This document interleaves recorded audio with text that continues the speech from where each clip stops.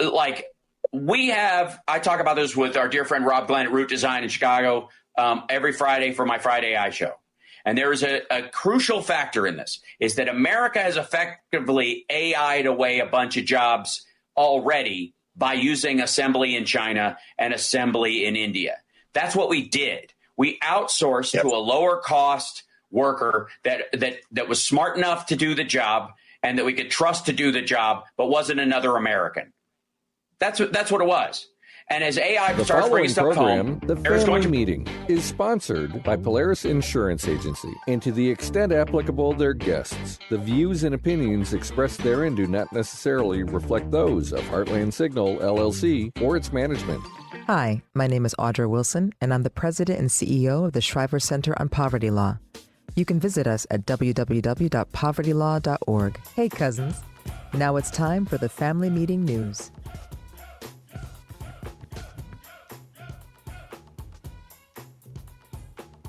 My name is Audra Wilson, and I'm the president and CEO of the Shriver Center on Poverty Law. You can visit us at www.povertylaw.org. Hey, cousins. Now it's time for the Family Meeting News. I'm Michelle Peltier, and here's what we're following on the Family Meeting. Jacob Kiplimo of Uganda and Ethiopian Hawaii Faisa won the men's and women's races at the Chicago Marathon today by comfortable margins. Kiplimo crossed the line in a personal best time of 2 hours and 2 minutes and 23 seconds. That is insane. You are a locomotive, a human locomotive. The 26-year-old Faisa also put in a stellar performance to win in 2 hours, 14 minutes, and 56 seconds in a 1-2 finish for Ethiopia. Congratulations. Congratulations to all of those who completed the marathon today. Great job. Federal immigration agents who aren't working undercover are now required to have visible identification anytime they're on the job in Chicago and surrounding areas, including when they're making an arrest or responding to protests, under a ruling issued by a federal judge on Thursday. In granting the injunction, Ellis said federal agents must now wear badges with identifying information, unique recognizable alphanumeric identification on their uniform or helmet, including when wearing riot gear. She did make an exception for those federal law enforcement officers who work undercover or who do not typically wear a uniform, according to her order.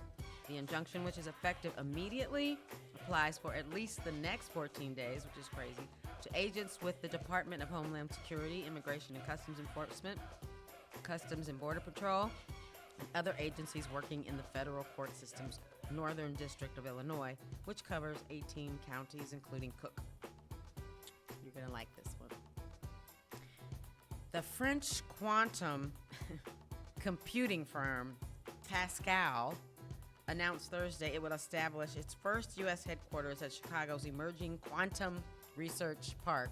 No, it's not your thing? Okay. Pascal plans to invest $65 million in the new facility, which will house one of its quantum computers and create at least 50 new full-time jobs. The company said the new computer will be the most powerful in the world by the time it is completed. The park is located at the former U.S. Steel South work site on the city's far south side. The location has been vacant for over 30 years since its closure in 1992. The Illinois Finance Authority has also helped secure $15 million in cash loans for Pascal. Please visit our webpage, tfmradioshow.com. You can subscribe and follow us on Fanbase, Instagram, Facebook, Threads, TikTok, Spoutable, Blue Sky, and Twitter. Also subscribe and follow our YouTube channel to view us live and receive reminders when we're on the air. Missed today? Oh, I didn't change that. You can listen to us on Tuesdays. Every Tuesday.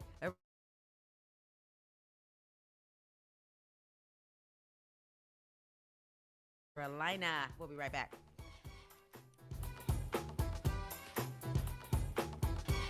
Hey, Family Meeting cousins. As you know, we created a Patreon Family Meeting subscription and membership page to include you great listeners in our effort and give you a chance to very economically promote your business, organization, or local event. You can contribute as little as $5 per month to get your message out and support the family meeting as a viable voice. We know you appreciate our permanent interest dialogue, get up and dance playlist, and our great guests who stop by.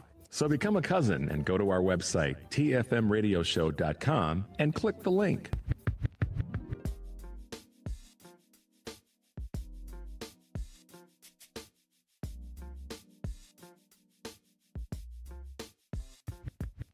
This is Valerie Simutis, and I am on the executive board for Women's March Illinois, and I listen to the family meeting.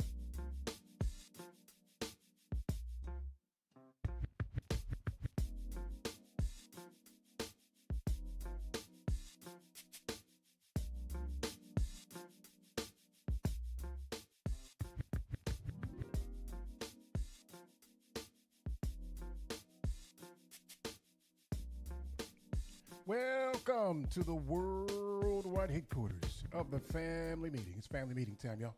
I'm your boy E. Grab your phone, find us on social media, like, subscribe, and follow. What are you doing? My volume was up. Okay, Sorry. there you go. Michelle and her technical stuff. All those social media sites that you, that Lisa, your name's not Lisa, is it? Is your name Lisa today? Not today. Okay. Who is Lisa? It's that other one. You know. Go there, subscribe, follow, and bother, whatever you do on those things. Also, visit our webpage. That's tfmradioshow.com. tfmradioshow.com. You'll find archived broadcasts, live video link of this broadcast, and the music playlist, which I added to this week. Thank you very much. Look at you. I'm trying to work it a little bit. You don't take anything off, do you? You just add? No, I don't take anything off now. Just add. How many thousands of songs do you have on there? That's a great question, Michelle. That's a great question. Let me see here. Where's my list? Wow. 1,900 tracks. I just knew you'd have more than that. Yeah, 1,900. But see, that's a lot, but it's probably about 30 of them are like hour-long mixes. So it's long, man. It's long. Yeah, check that out, will you? Do that. TFMRadioshow.com. Hey, listen, while you're on the site, make sure you mash the button to become a patron for as little as $5 a month. You can help us stay on the air. I think we got calls today, Michelle. So the number is 773-763-9278. 773-763-9278. Michelle, you say we have an anniversary today? we do. How about that? How about that, Michelle? Do tell. I have been officially with the family meeting for 2 years. Mm-hmm. It was actually Wednesday was the official date, but yes, 2 years. You've been hearing my voice across the airwaves.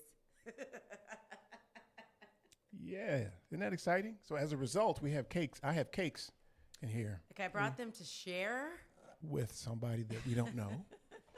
We don't know anybody to share it with. So there are 3 of us in the room, and there are 6 little cakes. Just enough for a big man like me.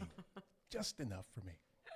So greedy. Now the little fruity girly ones, y'all can have those. I would just want the raspberry one. That's kind of girly. You can have that one. I want the man ones. There's no such thing as a manly cupcake. How about that? Then I don't think you know what you're talking about.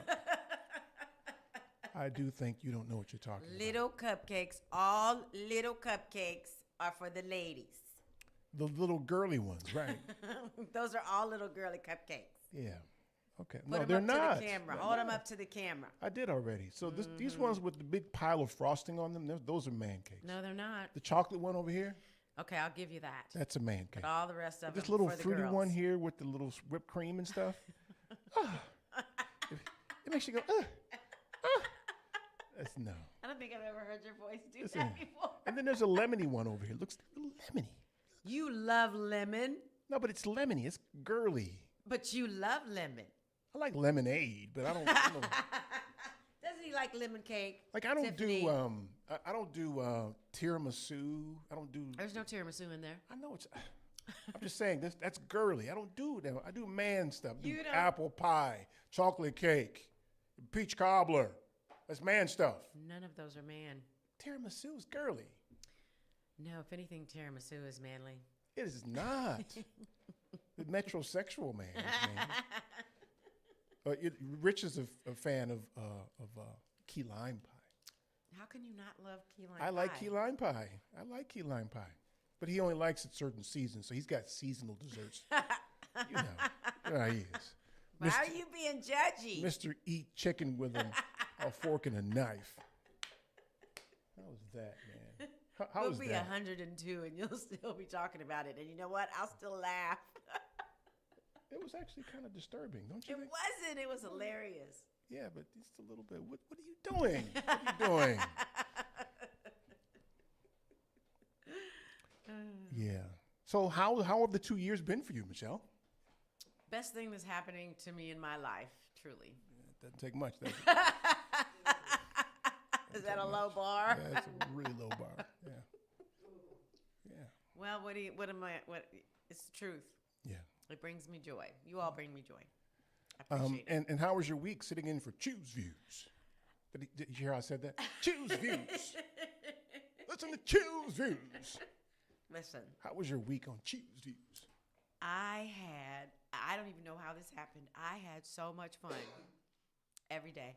Monday, I was a little rocky, but I just had fun, just talking to the microphone. I think that's been my problem, just kind of not recognizing that there can be freedom, having conversations. I mean, you've helped me come along with that.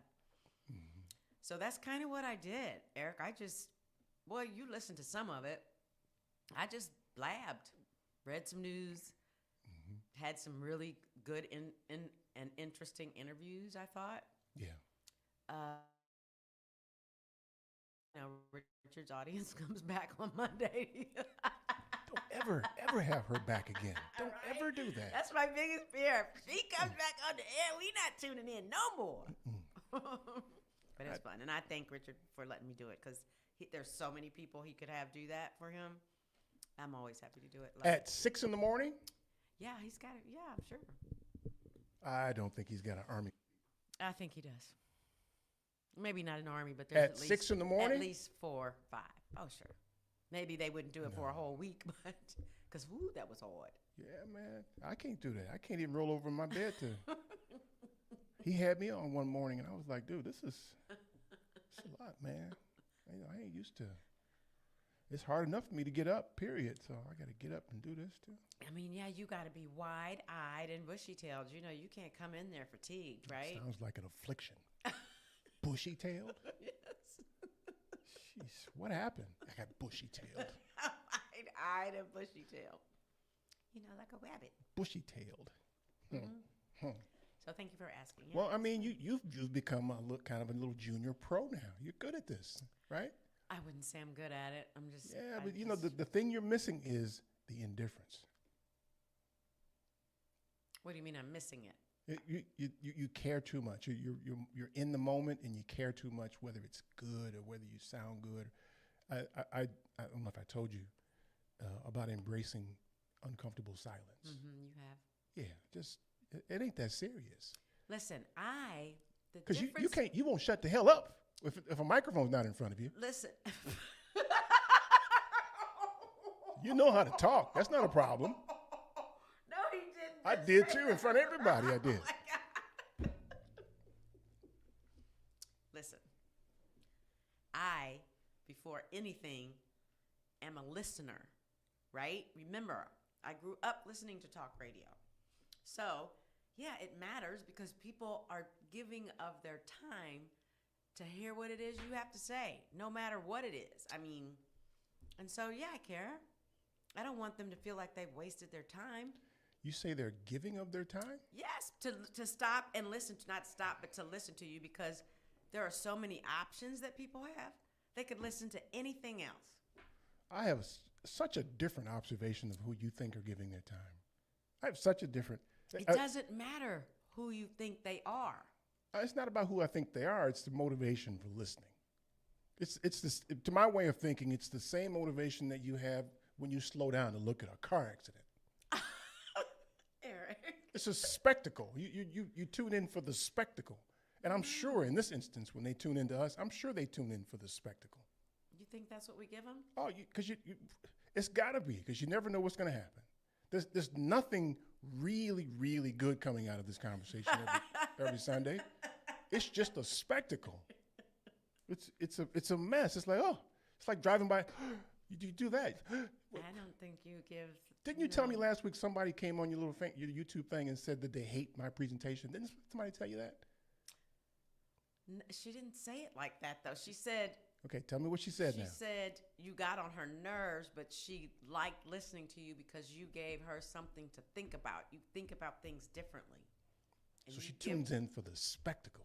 No, she tunes in because she wants to know what kind of question you're going to ask today, because it's going to be, so what if if most of the people that slapped people were left-handed? What are we going to do with them? I mean, who else is going to ask a question like that in such a way? I think half the to earth. Inspire somebody to think about something in a different way. Yeah, maybe. And that's a really skeptical maybe. When I did tune in this week, you had your friend from the teachers person. When I made you call. Yeah. Yeah. Who you were not happy with. No, I wasn't unhappy with her. I wasn't. I just, when those people present themselves, that was the first question that popped in mind. If she was sitting in front of me, that's what I would have asked. Yeah. You want to tell them what I would have asked? Go ahead, do it. Do it in the way you should have asked it. That you wouldn't ask. Why didn't you ask it anyway? Look, I can only focus on one thing at a time. Okay, there we go. Okay. You're throwing texts at me, and I don't see them half the time. You have an educator in front of you, and you have a chance to ask him about teaching false history. Yeah. I did ask her about groypers, though. Who? Groypers. I still don't know what that is. We don't need to go into it. Oh, is it nasty? Mm-hmm. Yeah, okay, never mind. It's really bad. Yeah. Well, I mean, it seemed so timely to me because tomorrow is Genocidal Maniac Day. So the question I wanted Michelle to ask is, what was her name, by the way? Randy. Randy. Was it Randy? Two stood me up. Randy stood me up, and she's like the teachers president. Teachers Association president, National Teachers Association president. Mm-hmm. Randy Pizer? No, Wayne. Okay, anyway. Randy was her name. Who? Did I hear somebody say something over there at the station? Weingarten. Weingarten, thank you. Randy Weingarten. Okay, there you go. Hi, Devin. Yeah. Hi, Michelle. Longstroke. Bobby Longstroke. It's Devin. Mm-hmm. Yeah. My partner in crime. Yeah. So it seemed appropriate to ask about that since Genocidal Maniac Day is tomorrow. Oh, no. I mean, especially while we've got these terrorists running around Chicago now. Oh, my gosh. By the way, it has to be for them a labor of love if they're not going to get paid and they're still going to do it. What does that say about their values? Who's not going to get paid?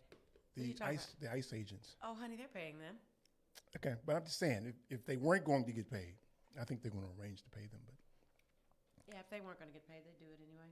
yeah, I mean, it seems like it's a labor of love. I mean, hell, I saw that they shot some clergyman in the head the other day with pepper bomb. A Presbyterian minister, 5 times in the head. 5. Just shot him in the head. Yeah. With pepper ball or something or other. And they were praying. Yeah, I think he was yelling to him, "You should repent" or something like that. I don't know if he was yelling at them or not. Not yelling. I mean, he was on the roof, so he had to project his voice. Yeah. I mean, yeah. Yeah, they were praying. That's very Christian, isn't it? Shoot him in the head. That's right. Let's shoot him in the head, shall we? Isn't that great? Isn't that just great? Isn't that just fantastic? You shoot him in the head. You can't trust terrorists, you know. Well, who are the terrorists at this point? Well, we're the terrorists, apparently. Well, not we. I mean, that's who they're saying. I had a clarifying moment this week that I'll tell you about after the break. But I know who is a terrorist. Israel. They're terrorists. And you can't trust terrorists as much as they think they've got a deal to not kill more children. As soon as they get the chance, they're going to kill more children because they're terrorists. Mark my words. I want to share with you my clarifying moment. Can I do that? Excited, absolutely. Yeah, it was actually courtesy of one of our cousins. Oh. She sent me a DM And I was like, oh, wow, okay, yeah, okay. Clarifying. Okay, the number is 773-763-9278. Stay tuned for more of the Family Meeting.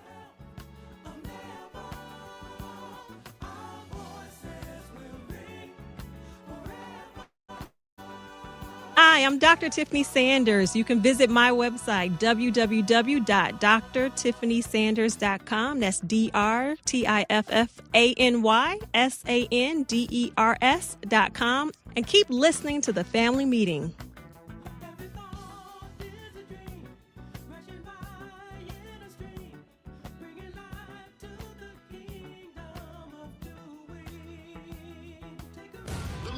Of Darnell Lyles is ready to help you.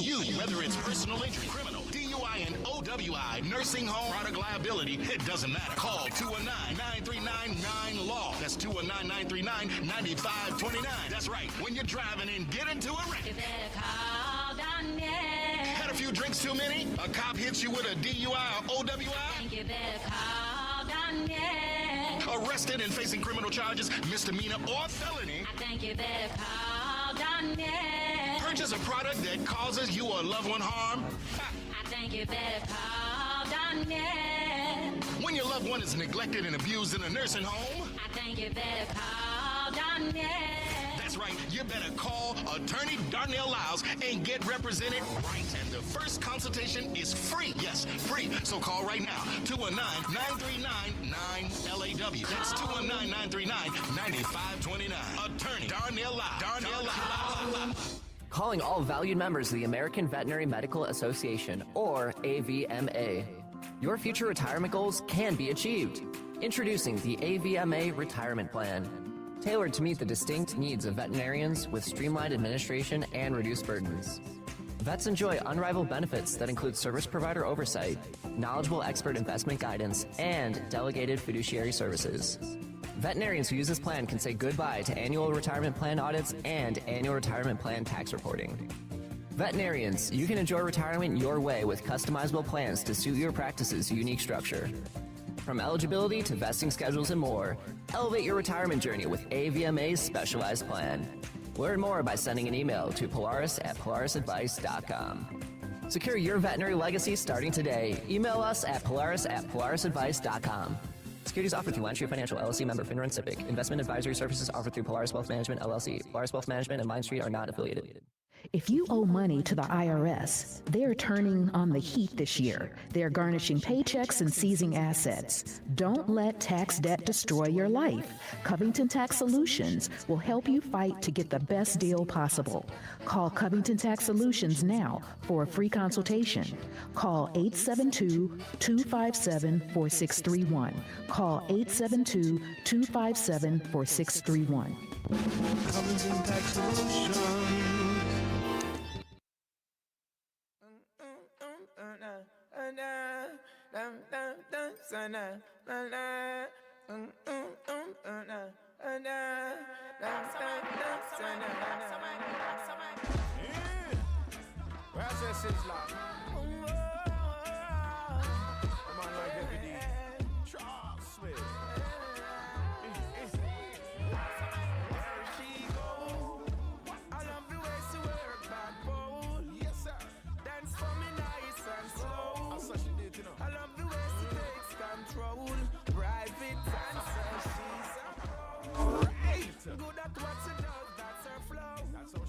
She love to take off her clothes, and that's okay, I suppose.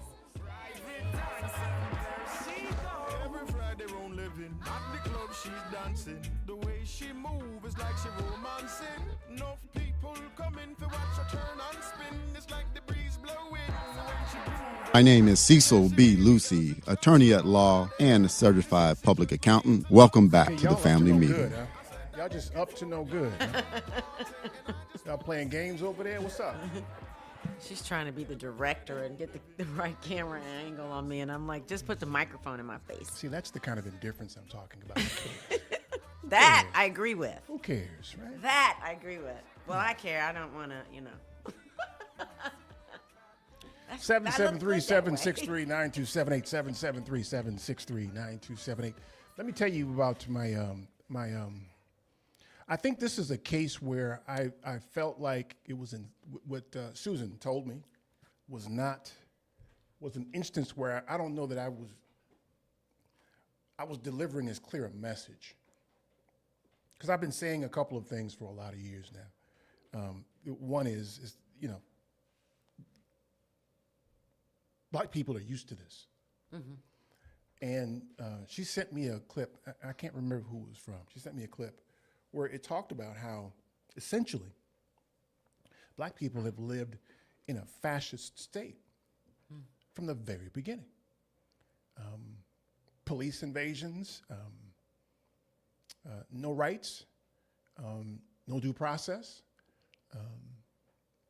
Many of the components, I don't want to say all of them, but many of the components that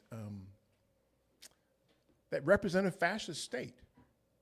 And as I say that, I'm not saying that for anybody's sympathy. It's made us a hell of a people.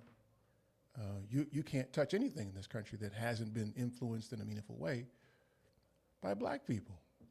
To the extent you have moved closer, your country has moved closer to your stated ideals, it's because Black people pushed you. And we did so in essentially a fascist state. So as you talk about, we're moving to a fascist state and the dude is a fascist and all that kind of stuff, the reason I'm not moved or shocked is because we've always lived that way. We have in a fascist state, and the only difference for people who are shocked is you either somehow or another thought we weren't, or it's aimed at you now, and you don't know how to handle it. Did I say Israel's a terrorist state too? Mm-hmm. I said that already, right? Good. Mm-hmm. I want to make sure I got that in. Mm-hmm. So the Orange Maniac, I wrote down a quote that he had sometime in the last couple of days. Columbus is the original American hero. Did you see this? No, fortunately, I did not. Okay. And I don't like usually referencing anything he says because it's stupid. And what's funny is what I'm reading now, somebody wrote this for him. Oh, yeah. Because he's too stupid. He doesn't even know who to do something like this. Columbus is the original American hero, a giant of Western civilization, and one of the most gallant and visionary men to ever walk the face of the earth. Wait, he said gallant and what? Gallant and visionary men.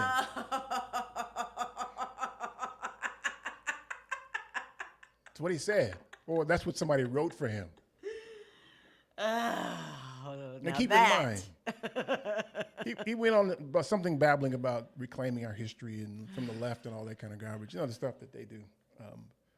But one of the most gallant and visionary men to ever walk the earth. This genocidal maniac for whom you have a holiday in this country. Yeah. Isn't that right on theme, though? I mean, it's the colonizer's playbook. Yep. Right? When you colonize people, then you have to ionize these people. He was a genocidal maniac, a thief, a kidnapper, an enslaver, a rapist, a disease bringer, a rat bringer. Intentional with it, too. All the traits of a colonizer. Mm-hmm. He was like the Mr. Magoo of his era's mariners because he was lost. Don't insult Mr. Magoo. Okay, my bad. I like Mr. Magoo. I mean, I read somewhere that he was so lost that when he got to I think it was the Bahamas, it was either that or Puerto Rico, one of the two, that he thought he was in India. Like wrong way Feldman. Which way did they go, George? Just all over the place. You don't know where he is. And then once you see some people, he looked at people who welcomed him with kindness, and the nature of the indigenous people was kindness and welcoming and helpful. And he looked at it as an opportunity because he was a genocidal maniac. He and the people he represented are all genocidal maniacs. These colonizers, they'll show up uninvited, break everything they touch, They brought disease that this continent had, at least this part of the continent had never seen, and then call it discovery. So yeah, tomorrow, I see people trying to switch it over to Indigenous Peoples Day and all that kind of stuff. Mm-hmm. I prefer Genocidal Maniac Day, personally, and I don't and haven't ever celebrated it. As long as I've been a grown person, at least. So the message Susan sent me, and Susan, thank you for the message, when she identified the fact that black people live in a fascist state, always have lived in a fascist state. And that's why I'm happy to see with these protests, I don't see a lot of black people in there. Because we got the memo. Yeah. I'm really loving that. And it's dangerous to be out there if they because they will shoot us with real guns. Mm-hmm. For them, they shoot them with pepper balls. And listen, they know. I mean, the white people that I know, I was talking to Karen about it because she was, with me on Friday, but they know. They don't expect us to be out there. I don't care what they expect, but okay. But my point is, everybody knows that it's not going to happen because as soon as we go out there en masse, what's going to happen? Yeah, they'll start shooting people. Mm-hmm. Yeah. Yep. So hell, I saw they had arrested somebody from one of the local TV stations. Yeah. Was it WGN? One of those two. Yeah. They pinned this woman on the ground. Did you see her? They were on her. They had pulled their pants down, too. Yes. It was awful. Had a booty hanging all out. We got to get to 602 so I can let the expletives fly. So they have effectively aimed themselves at people who are not accustomed to living that way. Mm-hmm. Mm-hmm. And so that's why everybody has their hair on fire. Mm-hmm. They're not accustomed to this. It's routine for us. Most of us, at least us black men, we do our very best to avoid police officers. I'm not calling the police. Well, so they can come shoot me? No, I'm not doing that. So thank you, Susan, for that. I saw an interview this week, too. Van Lathan was interviewing Gavin Newsom. Did you see this? No, I saw clips of it. I didn't even look at does he look like he's in a basement? I guess so. It was real dark. Yeah. Okay, yeah. No. But I have it on hold to see it. Go ahead. But Van asked him straight up. He said, listen, man, I'm going to ask you, is this a racist country? He asked Gavin Newsom that.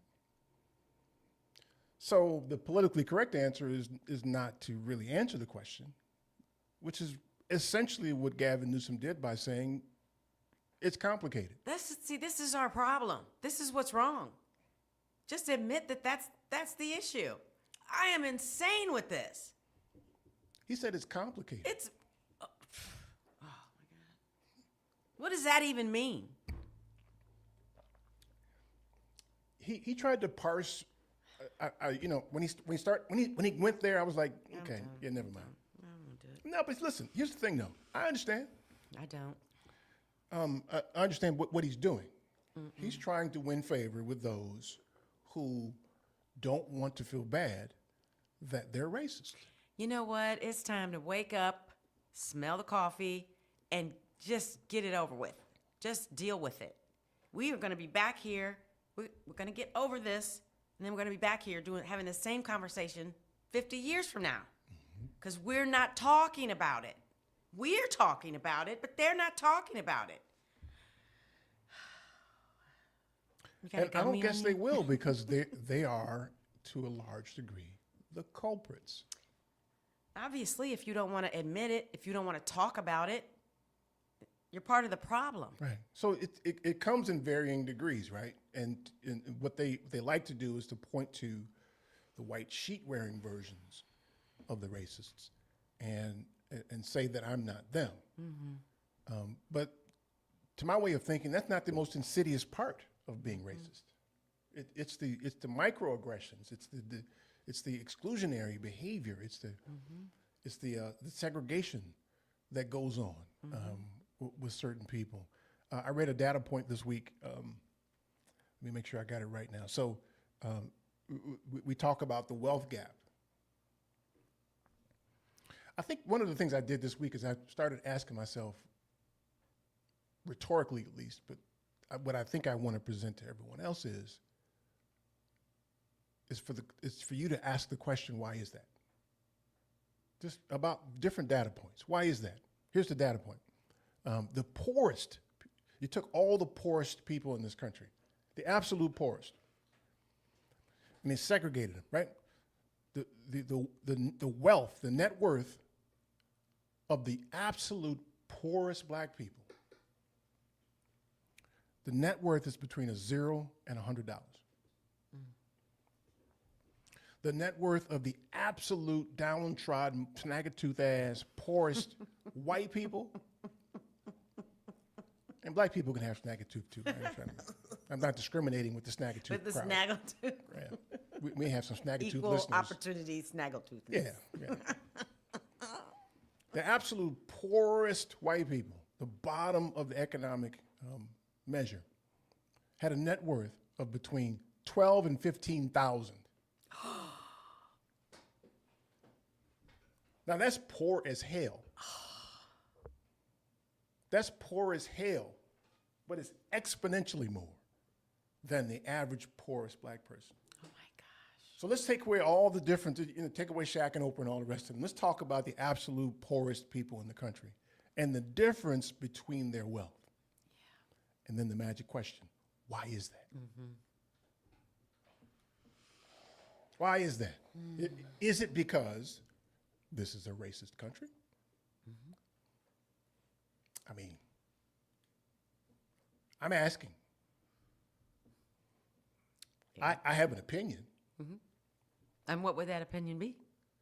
I'll share it later. Okay. I know the escapades, the stated written escapades of the FBI and their COINTEL program. The COINTEL program, I think it was in the 60s. I may have my decade wrong. But in the 60s, they finally and reluctantly decided that they would include the KKK in COINTELPRO. Of course, before then, in NAACP and Marcus Garvey and all the people that were part of the Harlem Renaissance, all of them were targets of COINTELPRO. But not the KKK. Reluctantly in the 60s, and y'all can look it up and tell me that I'm wrong with the decade, but I'm 50s or 60s. They reluctantly decided to infiltrate the KKK. And they did so while allowing the participants who were spies to still engage in violent acts that caused people to die. So the FBI was paying people to infiltrate them so they knew what was going on, but let them go ahead and kill black people. Mm-hmm.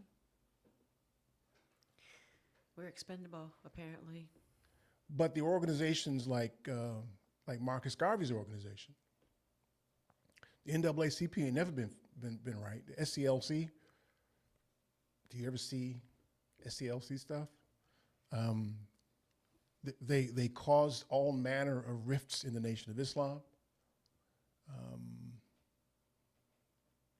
They went in there to destroy these organizations. So my question for you is, in the COINTELPRO program, if it is your goal to target those who find the country as the country's enemy,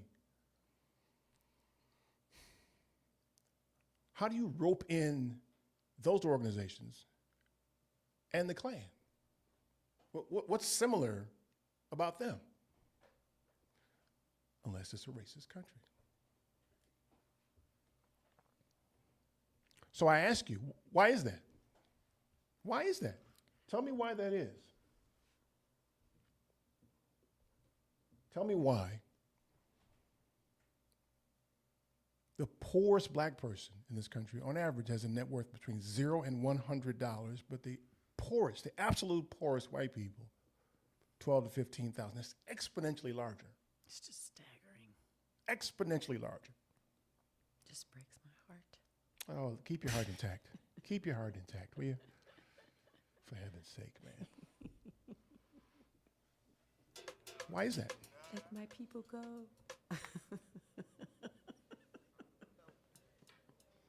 Well, fascist. We live in a fascist state now. I'm actually enjoying how Chicago's resisting. Oh, it's beautiful. Oh, yeah. It really is. It's fun to watch. But you know, Chicago's like that, though. Yeah, you can't just come around. I've been telling people on the East Coast that are friends of mine, they can't just come around here. You can't just do it in Chicago, honey. They got people following the ICE guys around with their cars and blocking up traffic and stuff. Wait, they got tents out there, the protesters, and Karen's one of them. She's an organizer over there. Hey, man. I love it.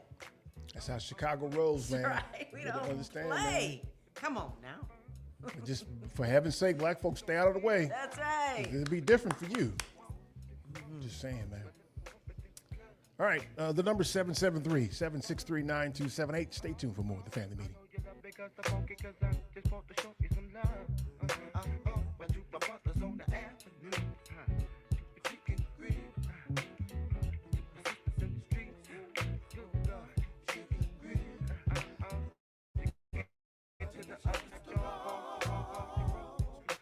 Hi, I'm Aiton Taylor of A.L. Taylor & Associates. Keep listening to the family meeting.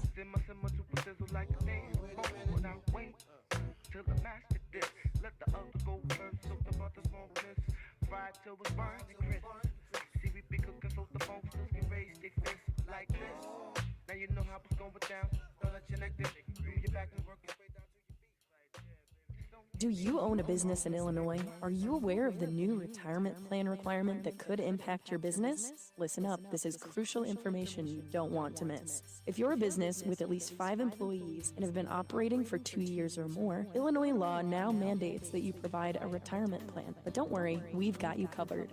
Polaris Wealth Management can be your professional partner in navigating this new landscape. We specialize in helping businesses Keep listening to the family establish meeting. affordable retirement plans that meet your needs and keep you compliant. You may avoid penalties as high as $500 per employee by acting now. Our team of seasoned professionals will guide you through the process step by step, making it easy for you to set up a 401k, a simple IRA, or another qualified retirement plan. Visit our website at polarisadvice.com for more information or shoot us an email at polarisadvice.com. We're here to help you provide your employees with the retirement benefits they deserve while safeguarding your business from potential fines. Don't let these changes catch you off guard. Contact Polaris Wealth Management today and let's work together to build a better retirement future for your employees and your business. Visit polarisadvice.com or email us at polaris@polarisadvice.com. Securities offered through Lion Street Financial LLC, member FINRA and SIPC. Investment advisory services offered through Polaris Wealth Management LLC. Polaris Wealth Management and Lion Street are not affiliated. At Saga Martial Arts, we're dedicated to preserving the traditions of Shurei-ryu Karate.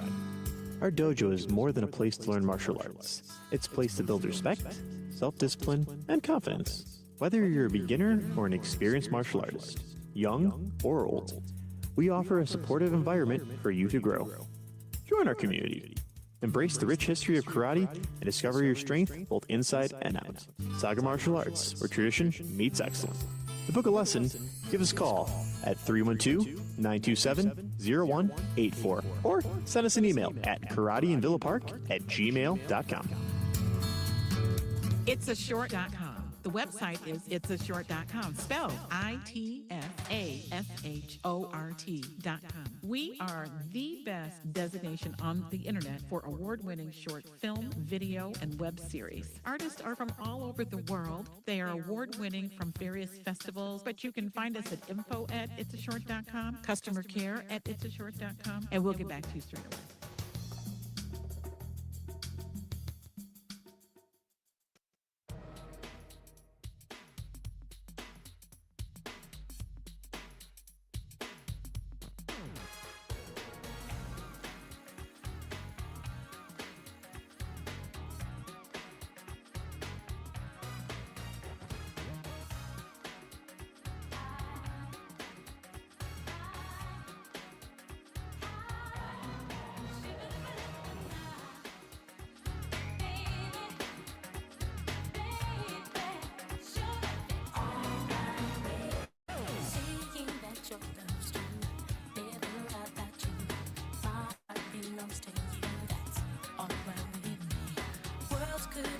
This is Dr. Frank Vaught from Health on Earth Wellness Centers. Our website is www.healthonearth.org. Welcome back to the Family Meeting Show.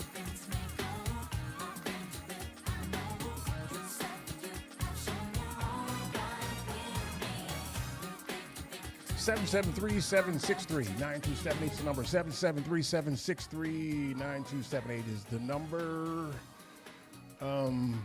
Why is that? My question of the day. I think that we could point to a lot of data points and solve a lot of problems by asking, why is that? I always highlight that I think we ask the wrong questions, for instance. Y'all know where I'm headed. You know where I'm headed with this, right? Instead of asking why are certain communities so crime-ridden, ask yourself why certain communities are not crime-ridden. To be learned from the answer to that question as it relates to quote-unquote healthy communities. I agree. As thinking people, and we've got a bunch of people out here who aren't thinkers. But there's another question I had, though. And this is another why is that? So before all of this mess, before all this MAGA garbage stuff presented itself, I guess I'm asking you too. Did you realize how many people out here were like that? Okay, so I knew that they existed, but to answer your question, no, I did not. I did not know that there were as many of them as there are. Yeah. I was surprised. And committed people, committed to it.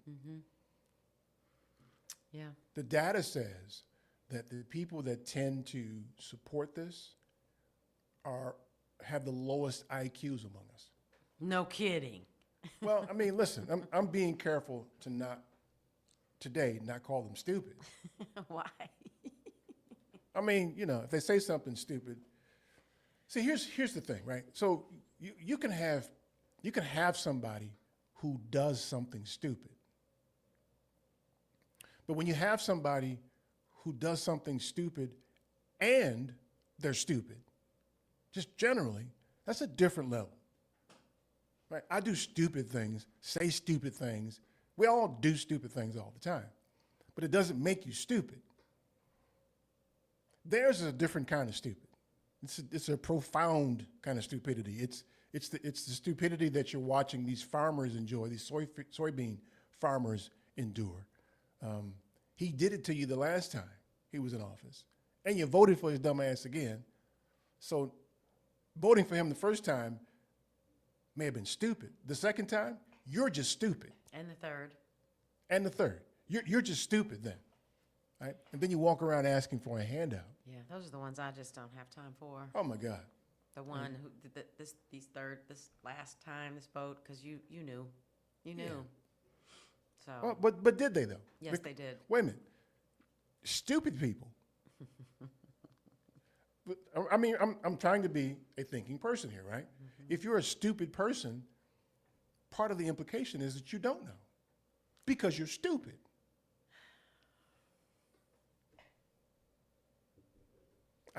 Listen,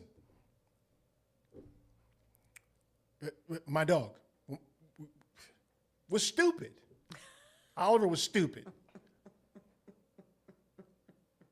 I mean, not just that he couldn't do math and couldn't talk. That by itself is stupid. But, he would do stupid things. Like, don't eat that. Don't eat that. You talking about your dog? Yeah.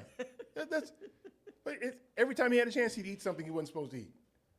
And his stomach was all messed up. Don't do that. So you're comparing that? I mean, but stupid is stupid. I'm not trying to compare anybody to an animal. I'm just saying stupid is stupid. Okay. And I'm not excusing them for what they did. I'm not at all. I'm just saying to say that they knew would be contrary to being stupid. That means that they weren't stupid and they did it anyway. They meant to crash their farms.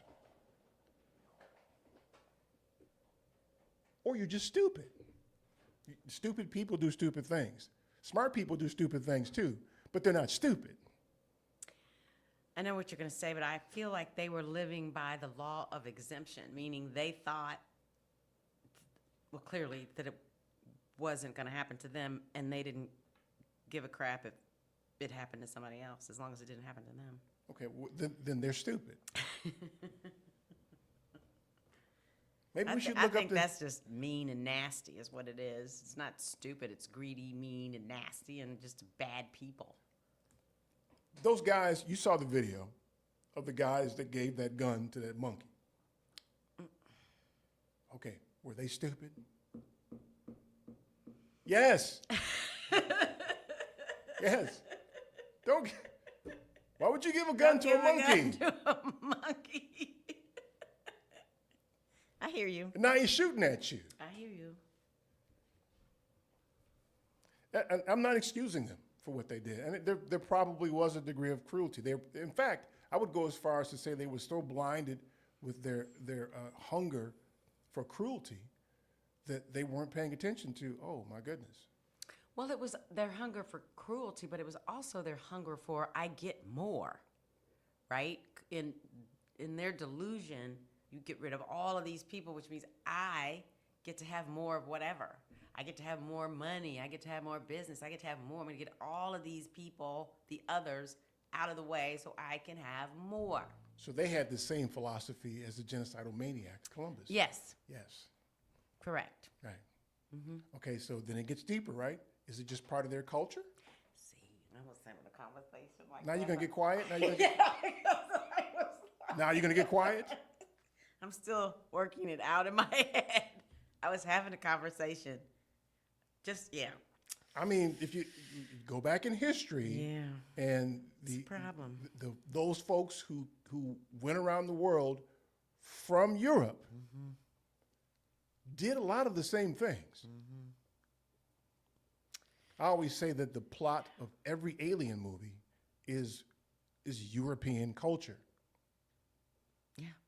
Just descend on someplace and kill everybody and take everything. I'll wipe you out. Be like locusts. I don't know. And so here's the question again. Why is that? Why is it that so many European countries did much the same thing? It's a really good question. Is it innate? I don't know. Why is that? I feel like it's really interesting. Something to consider. You say it's interesting. Yeah. I do. I feel like it is interesting. I mean, it is interesting. I don't feel like it. It is interesting to me. Yeah, that's kind of what Gavin Newsom said. It's complicated. It's complicated. No, I mean. He can say, yes, it is, and then provide examples of why it is, and then he can move on, right? He does not have to deny it. It's complicated. It's chickening out. Yeah, and he didn't deny it. I'll give him that. He didn't deny it. He just didn't affirm it. Yeah, just stop it. All y'all just stop it. Yeah, it's right in front of your face. Right here, every day, several times a day. Yeah. You can't fix what you don't acknowledge. Thank you so much. It's true. Oh, my goodness. So that in that way, in responding that way, that's a contribution to sustaining it. Yeah. Yeah, that's the problem. So he's going to mess around and run for president if there's an election. There's not going to be. And then take that same position so as not to offend those who are too delicate to reconcile with that. And we got to let them go. They're part of the problem. Okay, that goes back to 2 questions ago then. Did we realize how many there were? No, I said no. Because, I mean, realistically, can he win if he acknowledges that? I'm just saying, man. That's complicated, right? That's because, and the only reason that's complicated is because this is a racist country. Thank you. Thank you very much. See, that's what we do here. We say the quiet part out loud on a regular basis, don't we? We're not some little fancy weekday host stuff that you do all that planning and scripting and clips and interviews. It's not and stuff. scripted like you're saying. You know y'all are. Y'all fancy weekday people, man. I love Richard's audience. They're Cody. The Chewies. You gonna call them the Chewies? Chewies. I like Chewies. The black Asian dudes and dudettes. Yes. Yeah. He's on the phone, by the way. Is he? He is. He was out in Canada playing grab ass with Ann this week. Why are you telling his business? I know, you know he was. I know he was, I but know we're was. not supposed to tell nobody. Hiking and chopping trees or whatever they do. 773-763-9278. Stay tuned for more of the Family Meeting.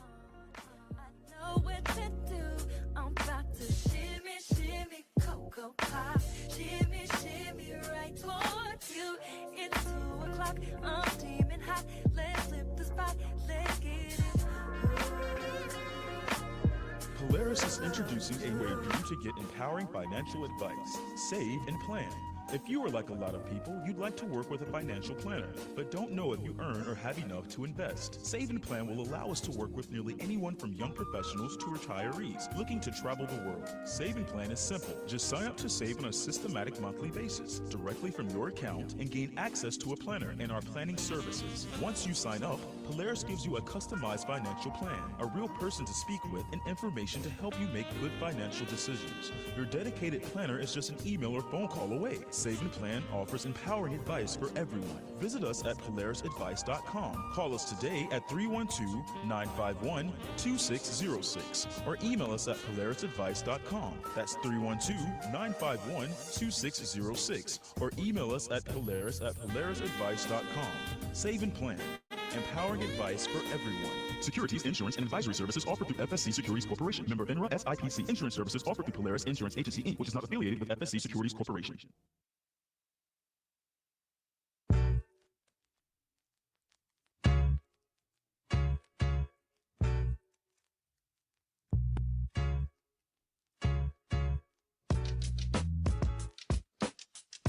This is Miss Lady B, La Boricua. Now it's time for the Family Meeting News.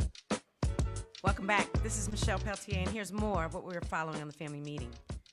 The federal government shutdown has lasted for more than a week with no end in sight. I do. No end in sight. You played this one a couple weeks ago. You just can't. Anyway. And black Americans across the country are suffering as a result. Civil rights leaders and the president of the largest federal workers union, who spoke with the Griot, warned that if a deal is not struck between Democrats and Republicans soon, the damage would further devastate black communities who are already experiencing disproportionate economic harm.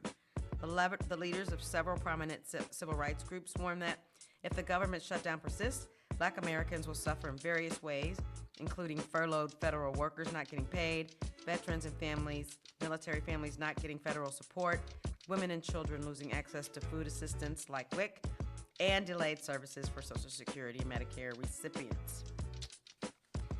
LeBron James will miss opening night of his record 23rd NBA season due to sciatica that will be reevaluated in 3 to 4 weeks. The 40-year-old superstar will be sidelined at least until the end of October with sciatica, pain in the nerves running from the buttocks and down the back of the legs on his right side. James has yet to participate in a full practice since the Lakers opened training camp last week. And Coach J.J. Redick said James was on his own timeline Thursday after practice.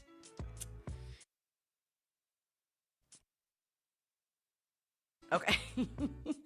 Former Miami Dolphins safety Rashid Jones has reached a $9.5 million settlement with Merrill Lynch after accusing one of the firm's former financial advisors of stealing millions from him during his NFL career.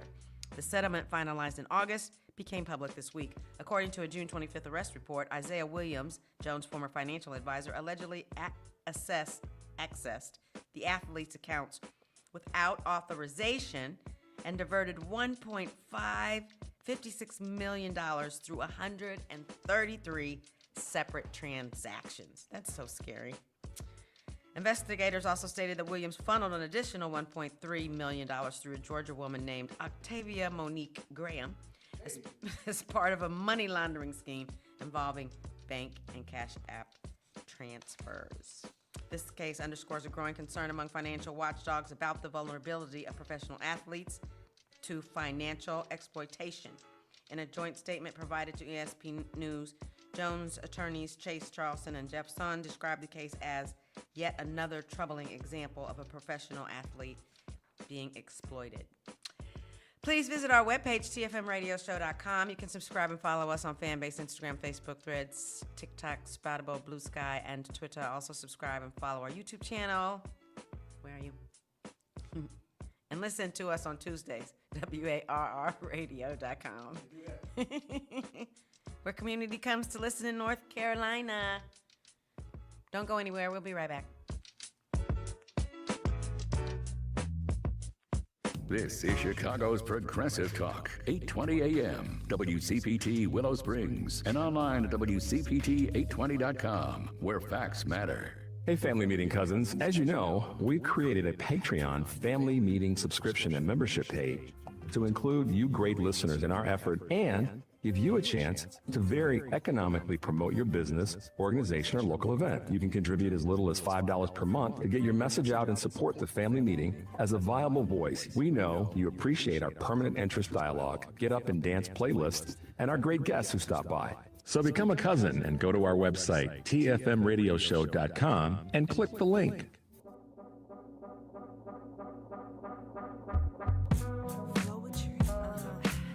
It's floetic, it's floetic, it's floetic, it's floetic, it's floetic. Yeah. We're alright. I'm the closest and I'm alright. She's songstress and she's alright. What? Letting them know. Yo, I say what's up? What's up with you? You feeling good? We feel it too. We're gonna mess now, sit with this groove. I step on one, you step on two. Now when we move, we're feeling the vibe, right? Said if we move, we're making a vibe, right? And if it's day or if it is night, we're feeling alright. Said we be alright, alright. What? You let your body move, feeling it inside you, inside you. Let your body move. One more time, say you. Let your body move. I'm feeling it inside you. 'Cause we be what said we're and we're alright. I'm the 773-763-927-8773. 763. What'd you say? You said something? You're looking at me like you said something. I was going because I was trying to grab a potato chip before you Go started ahead, have your chip. As long as you announce it. I was looking at you and I was like, ooh. Go ahead, have your chip, man. Not chewing on the air. I'll mute you. Go ahead. 773-763-9278 is the number. Michelle's eating a chip, right? So she can get it in, right? You hear that? Crunch, crunch, crunch, crunch, crunch. Yeah. I lost my train of thought. You and your damn chip. I'm sorry. You and your damn chip, man. Ooh, he's getting old like me. Oh, here it is. So last thought, we'll get to the phones after this. So apparently this maggot crowd has decided that they want to invade HBCU homecomings. Oh my goodness, no. Yeah, so that's the thing. You can't really, you can't really steal that joy. You can't do it. It's not possible. And lest you think that somehow or another, a group of black people are going to jump on these maggot people. That's what they want, though. Yeah, but that wouldn't happen. Yeah. At a homecoming, that and Michelle's been and Rich has been, and I've been trying to get others to go. It's just joy. Yeah, it really is joy. Ugh, love and joy. It's rejuvenating. I always tell, like my roommate, Killer, he never goes to homecoming. He always says, "Yeah, okay, I'll go this year." And then the last minute he changes his mind. And I keep reminding him, because he's stupid. I keep reminding him, dude, you need that. This is the dude who had a quadruple bypass surgery 2 years ago. It's like, dude, you need this, man. You need to go back and get rejuvenated and refreshed. That's what it did for me. I was ready to just take on the world when I came back. It's an experience where, and I don't know if enough black people realize it. And a lot of times I'll tell people who didn't go to Howard that you should come. No, I don't know anybody. I didn't go to Howard. It ain't about that. As soon as you come, you one of us. And what it is for you, and I think a lot of people don't realize it, is it's a respite from the world. Yes, yes, yes, yes. It's an opportunity for those of us who live in a fascist state to not have to justify our presence anytime we're in a room. And it's rejuvenating. So these maggots are going to try to show up and try to, I don't know what they're going to try to When do. did you see that, Eric? It's all over. Remember, we've all been talking about it in our social media circles. Oh, okay. Oh, wow. And so. Are you taking any precautions at all? Or? I mean, they're not coming up there with no guns or nothing, so we ain't worried about them. But I think what will happen, what I'm pretty sure will happen at Howard if they come up there, is the Showtime marching band will be playing at the same time that they're doing their thing. So nobody will be able to hear their dumb asses anyway. Love it. We'll be grooving to the band. Yes. Or there'll be a DJ. Will you or Tiffany call me and do a FaceTime so I can see it live? Because nobody wants that heavy duty stuff at homecoming. I mean, I'm not against them coming to campuses, but our homecoming, that's sacred. And so you just, that's misunderstanding. That's not being able to read the room. If you want to try to do whatever you want to do to convince people that the Klan was good and slavery was good and all that kind of stuff that you want to do, you picked the wrong time. You picked the wrong time. I'm sure there are people on Howard's campus and other HBCU campuses who believe that. I remember a conservative group on campus, the black conservatives on campus, when I was a student at Howard. And they, all of them had ashy hands. And elbows. Yeah, they just raggedy little, can't get no attention from nobody kind of people. So I know why you're that way. You were mistreated by somebody.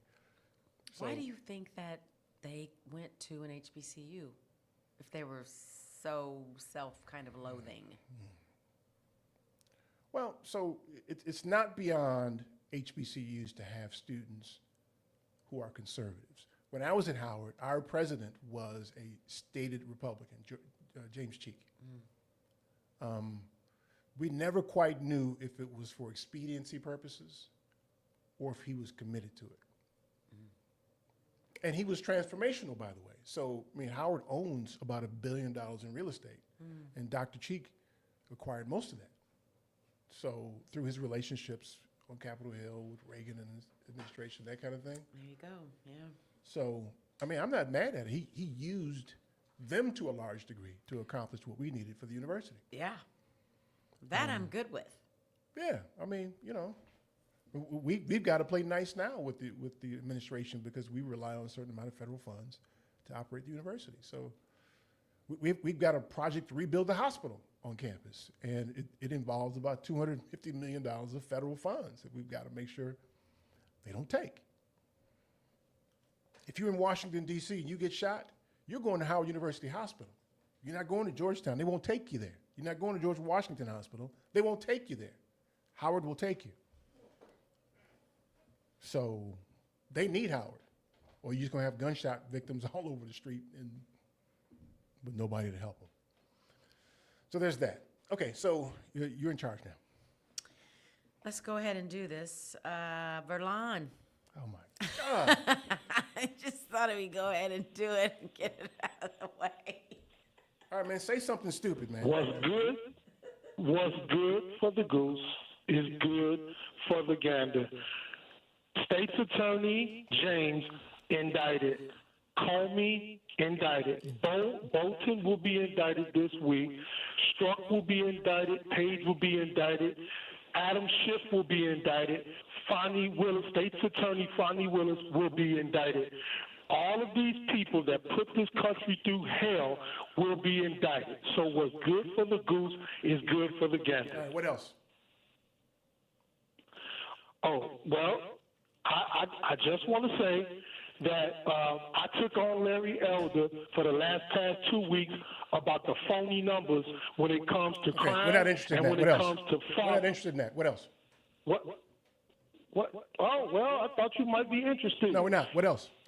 That I held people accountable. Okay, what else? All Well, right, that's bye. all that's big in the Okay, so news let it right go. now. We don't need no stupidity around here today, man. I ain't got no patience for stupidity. See, I let him talk. I let him talk, right? You did. Didn't want to hear what he had to say, so bye. I hope Bobby Longshore got rid of him. Who's next? I'm sure he did. Kenethia, is that you? Kenethia, what's up, girl? Before I make my comment, I want you to know I do have a therapist, okay? Yeah. Why you tell us that? I would like you to change your vocabulary from stupid to intellectually challenged. Why? Why? Because they don't understand what stupid means. They don't understand what intellectual Why is that? challenge Why is that? either. Because they're stupid? Is that why they don't understand? Wait a minute, because it's such a wide description. I think he's doing that on purpose. Well, I didn't and say dumb. got See, if that. I'd have said dumb, it means they couldn't talk. They couldn't verbalize. So I didn't say dumb. I said stupid on purpose. Well, so I why? understand that, but stupid has such a wide category. And if you just say intellectually challenged, it gives them the opportunity to halfway stand up and find out what they're talking about. You Why know, would I be interested in that? intellect. It gives them the opportunity to have some intellect. What? Okay, you're gonna have to If you explain call more. me stupid, okay, if you call me stupid, there's no room for me to grow. If you voted if you for this say I'm- orange if- imbecile 3 times, there's no room for you to grow. Listen, if you're intellectually challenged, it means you have an opportunity to find out why you do what you do. You know, I mean, we have to understand that some people need an opportunity to learn and grow. It doesn't matter how many times they get hit in the head with a 2x4. They still need an opportunity to grow. I think that And they you don't said have it, any. You said it yourself. Wait a minute. You said it yourself. The key to all of this is racism. Okay? You know, they keep trying to run around the block and get us and hold people of color, you know, in some kind of holding pattern, or, you know, just like Trump is trying to get rid of 4,000 people because the Democrats won't open the government. Well, and he says it's going to affect Democrats. How does he know who's Democrats? And then let's also throw in age. After a certain age, then maybe they can become stupid. Because, you know, after 70, why bother? Listen, I'm trying to ride with you here. I'm trying to see your point. I don't know that I've been convinced not to call them stupid at this point. I might have to digest that. It's such a heavy hammer. It's such a heavy hammer. Well, You so know, is what they're doing. It just isn't. It doesn't give them. It's like squashing a bug. You know, you don't want to leave them dead and laying in the street. You know, with their ignorance. You know. I don't. I would just like to give them a chance to know why they're stupid, okay, or intellectually challenged. It just sounds more professional. Well, but listen, they have to want to be curious about it, right? I think that's part of what makes them stupid. They're not trying to figure anything out. They just are. Okay, let's see. Well, okay, define stupid. Eric? Well, I don't really want to. I don't want to. That's not where I want to go with Because that. you can't. Well, I mean, I can look it up. I could look it up and I could do it, but I don't know. Then that makes you stupid.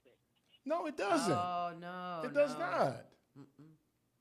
Listen. Because I know I can look it up. And you might want to. Wait, so you tell me. So, do you know what it means? Okay, then you're stupid. See? Wait a minute. I was smoking a cigarette. Stuck. To me, stupid means stuck. Okay, but that's not the Unable definition of to- stupid. Here, I'll look it up for you. Well, let's get the audience's definition then. No. We don't need 'Cause I didn't nobody's look it up definition. We either. can look it up. Yeah, well, do that because I surely didn't. Well, why? How could you tell me to not do it then? Okay, so but let me because it tell you sounds what it more means. Let me tell you what it means. It means having or showing a great lack of intelligence or common sense. Okay, intellectually challenged. Yeah, but it also says stupid means having or showing a great lack of intelligence. It's the same difference. But they may not know what they may not, and you're saying that they should look up stupid. Hey, I'm you not. know, it's almost I'm not similar- saying they should. Wait I'm a saying they're stupid. That's all I'm saying.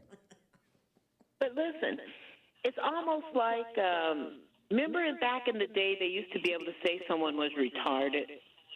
Can't use the R word anymore. And now you can't say that. You have to say that they're intellectually challenged, or my daughter told me something else.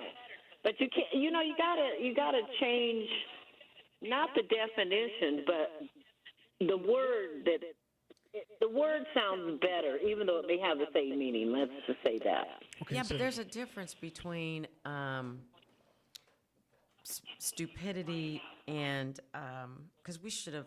I mean, the R word is so harsh anyway. We should have probably never. I know, and I think that's the great thing. But it's not the same as stupid.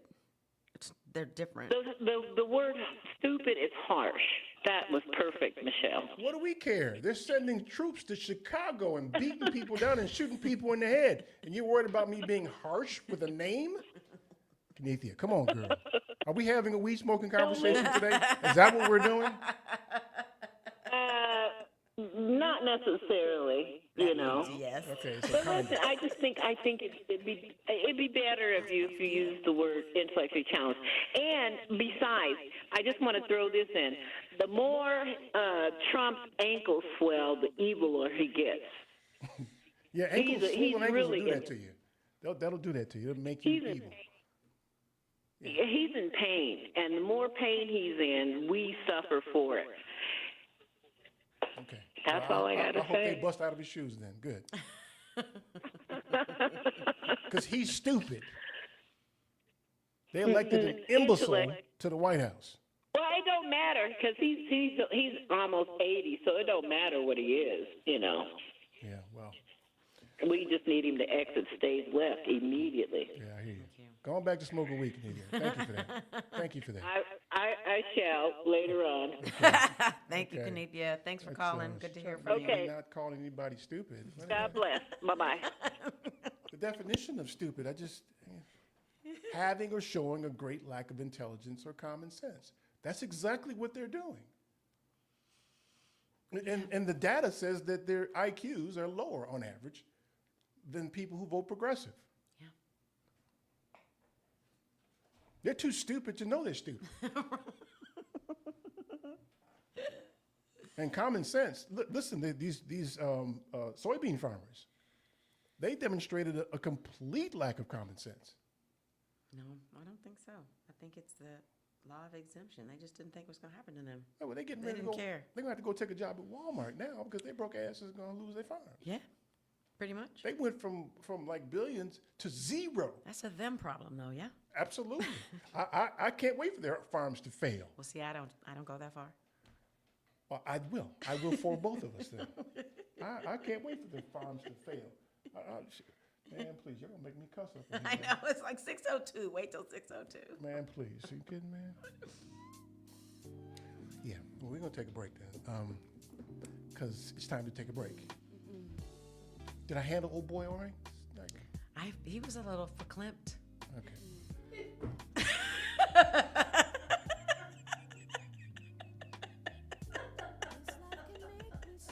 I feel judgment.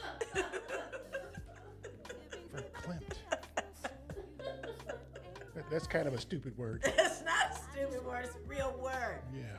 Okay. All right, y'all. 773-763-9278. Stay tuned for more of the family meeting. All right. Any thoughts are running through my head. It's all right.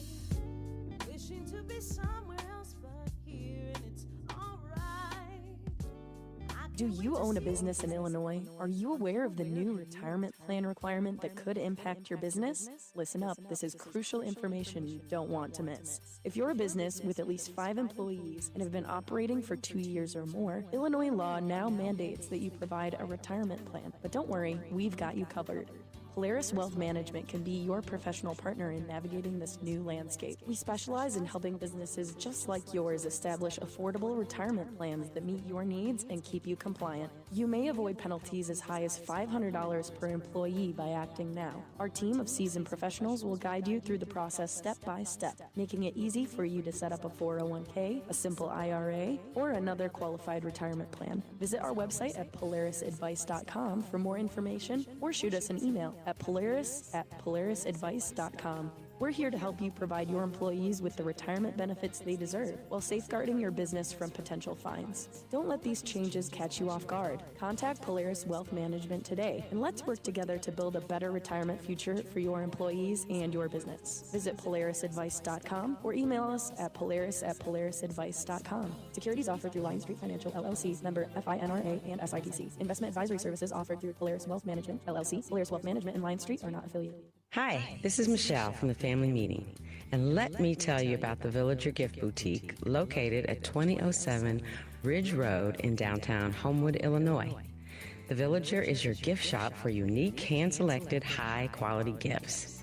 The Villager's owner, Valerie, travels internationally to trade shows and fine art festivals to bring a variety of unique, high-quality items, including fine gifts, bath and body products, candles, jewelry, clothing, home accents, leather goods, stationery, gourmet goodies, and so much more.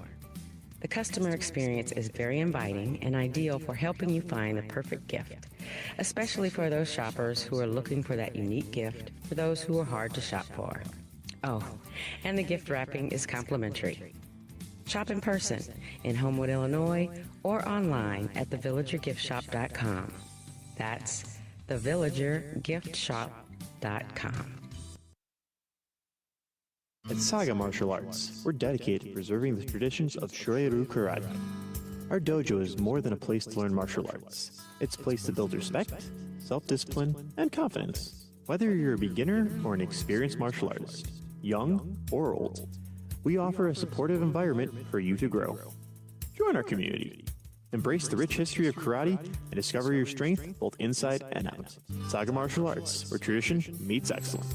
To book a lesson, give us a call at 312-927-0184 or send us an email at karateandvillapark@gmail.com.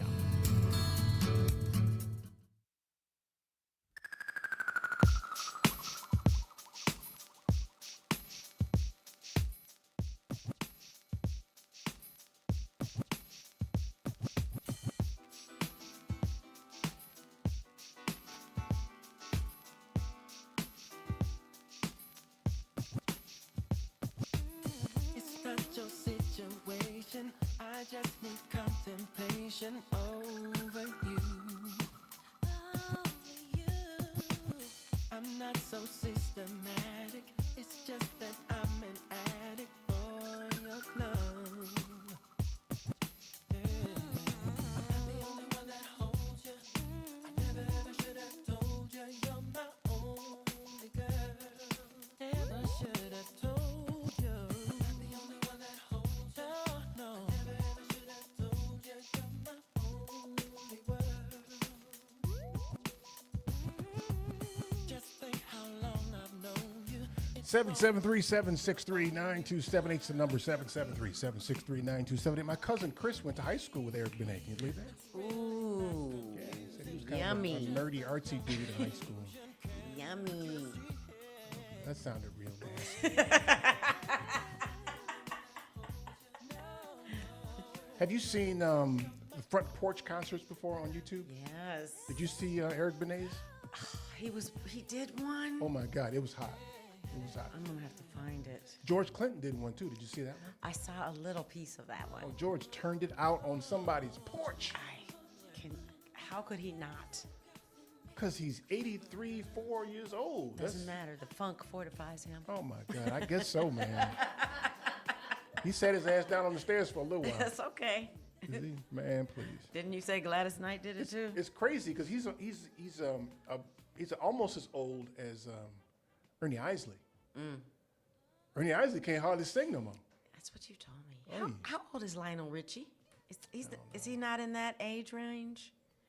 I guess so. I asked because I was listening to a podcast that he was on because he's written a book, his Motown book, and he sounded old. No, he sounded crisp, clear, present. He was.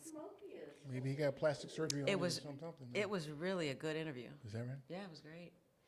So Kenethia wants us to stop using the word stupid to describe these people. I need to sit on that one for a second. But, she attempted to make an intellectual argument for it. Yes. I can appreciate that. Yes. Versus the stupidity that comes out of some people. Hers wasn't a stupid argument. Right. I don't know why she's allowing so much sympathy for people who are stupid. I think weed will do that to you, right? Yeah, I think so. Makes you, we are the world. Right. I saw a comedian. Kumbaya. I saw a comedian talking about, I can't remember his name. He's funny as hell, but he said when he's smoking weed, like, yo, man, we got to save the bees, man. That's right. We got to save the bees, dude. Okay, so who's next? Roosevelt. Roosevelt, what's up, man? Hello, everybody. Hello. Thank you for taking my call. Sure.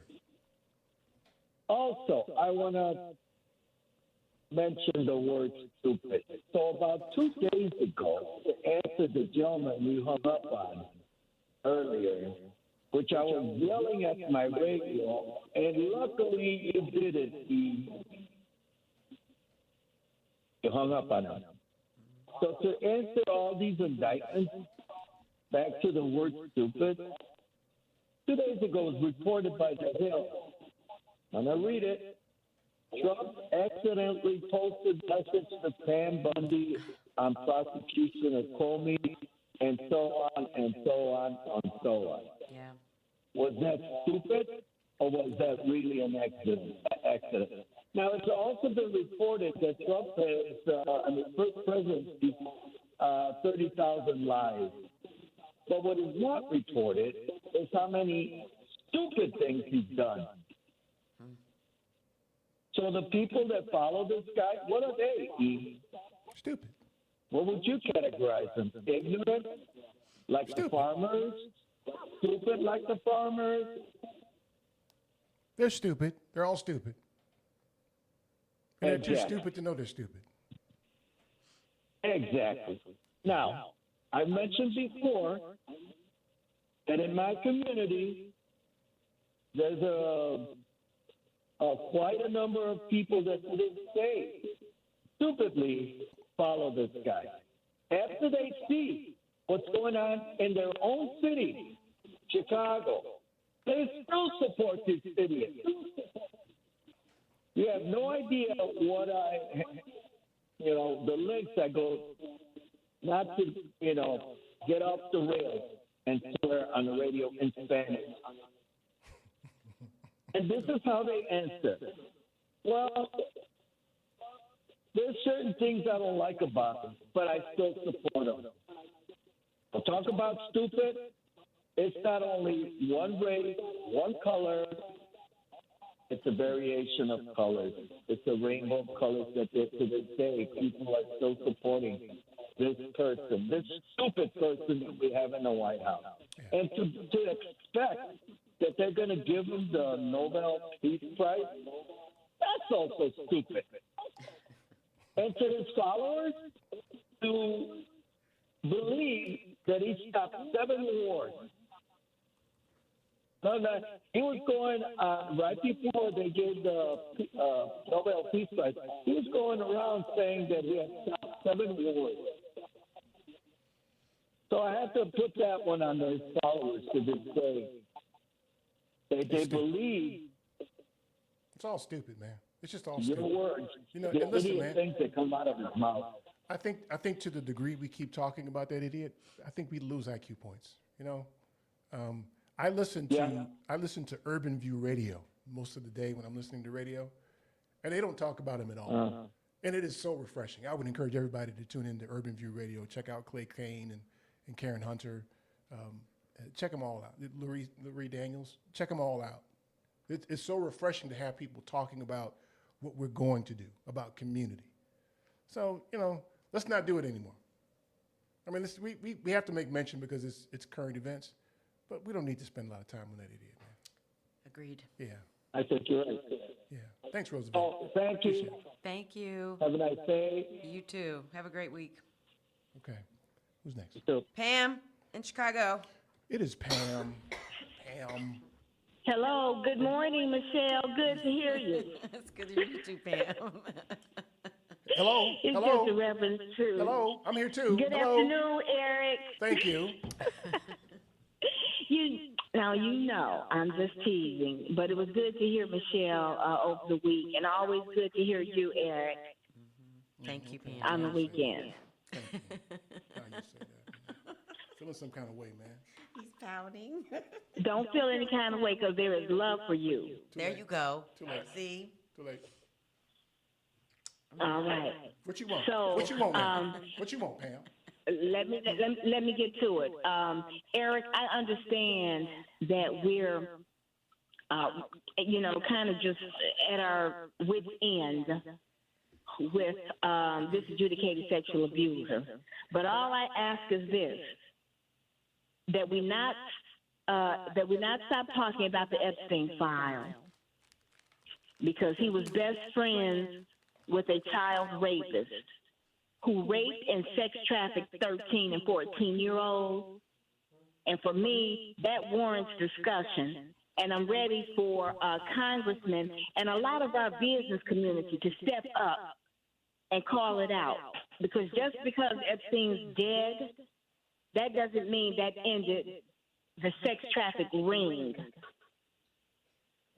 And so I think that's important. They're not talking about it because they're in there too. That was an international thing, and you're right. It's still happening. And so that's why we have to keep it on the forefront, in addition to everything else. Also, Eric, from a business perspective, but before I go into that, you recall that the person in the White House told his followers to drink bleach to cure COVID.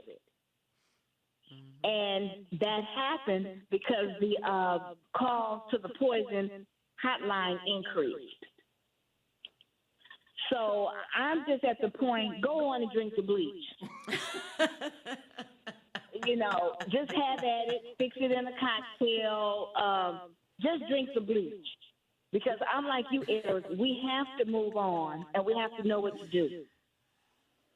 So I think the Democratic Party one strategy should be talking about we will repeal this big, nasty bill.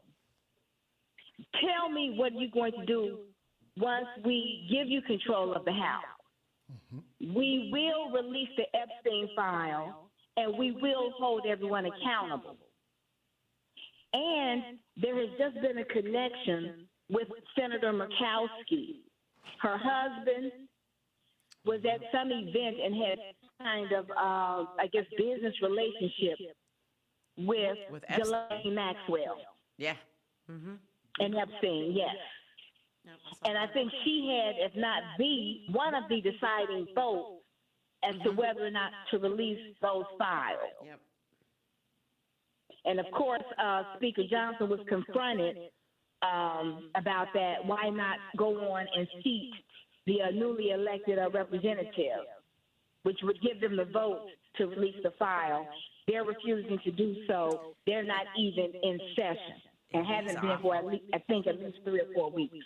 He doesn't want them to go into session because of that vote, though, Pam. You know that. Absolutely.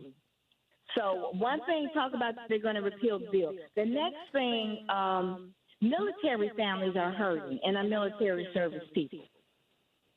So, Eric, I'd like to see them, and Michelle, I'd like to see them change the pay structure for veterans and current military, and change that pay structure so that they will get paid weekly. And what that will immediately do is to tamp down on the sexual predators that are these pay-a-day loan lenders and others. I think that's something that they could talk about, putting money immediately in the hands of people. And I'm for the continued shutdown until we, no health care, no vote. I support that. And you're talking to a person whose family members depends on some of that support. So, Pam, I but think, that's where they stand. I think the larger message, Pam, that I hear from you is that the Democrats aren't really standing for something. They're standing against something. And we need to hear what they stand for. Well, I mean, they stand for health care. Well, They've made that clear. Do they, though? Well, let's discuss. You think they don't? I think to the extent it is politically expedient, yes. I don't know that they are committed. So I said this last week. If they stood for health care for all, if they wanted everybody to have legitimate access to health care, they would just lower the Medicare age to 0. And you've solved the problem. I can't argue with that. So now, if that is done, how are they going to get the other members to go along? Because, we have a portion of the corporate Democrats. Yeah, so they won't because they're not for that. Collectively, I'm not talking about any individual. I'm talking about collectively. Democrats don't strike me as being 100% for health care. What they did is a big financial giveaway to the insurance companies who have lined their pockets as a result. So I don't know that I'm convinced that they were for health care. They were for getting campaign contributions.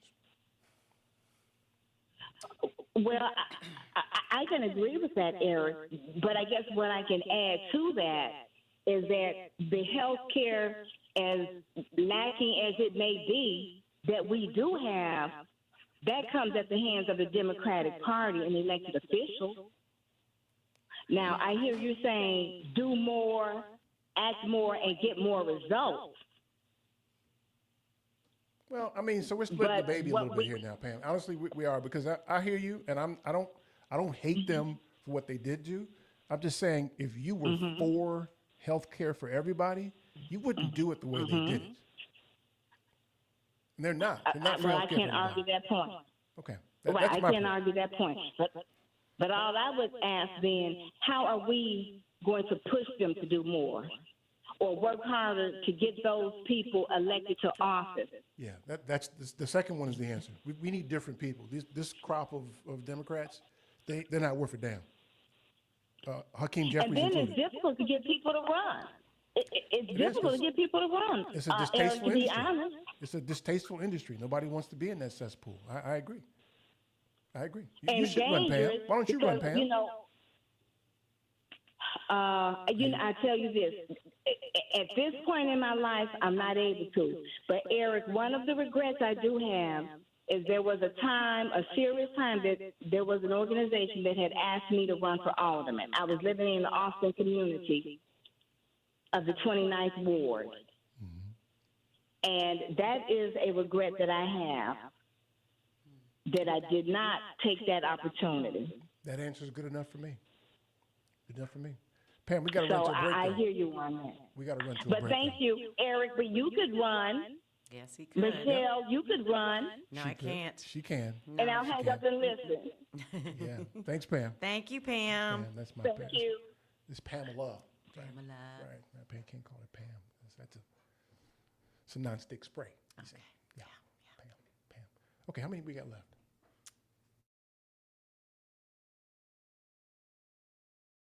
Can't we? Yeah, I think so. Yeah. Why don't we do that? Take a quick break and come back, and as long as the two that we've got holding don't give us sermons, although I can't say that about Tommy, we'll be okay, right? Yeah. Okay. I'm not giving out the number. Nobody else call. Stay tuned for more of the Family Meeting.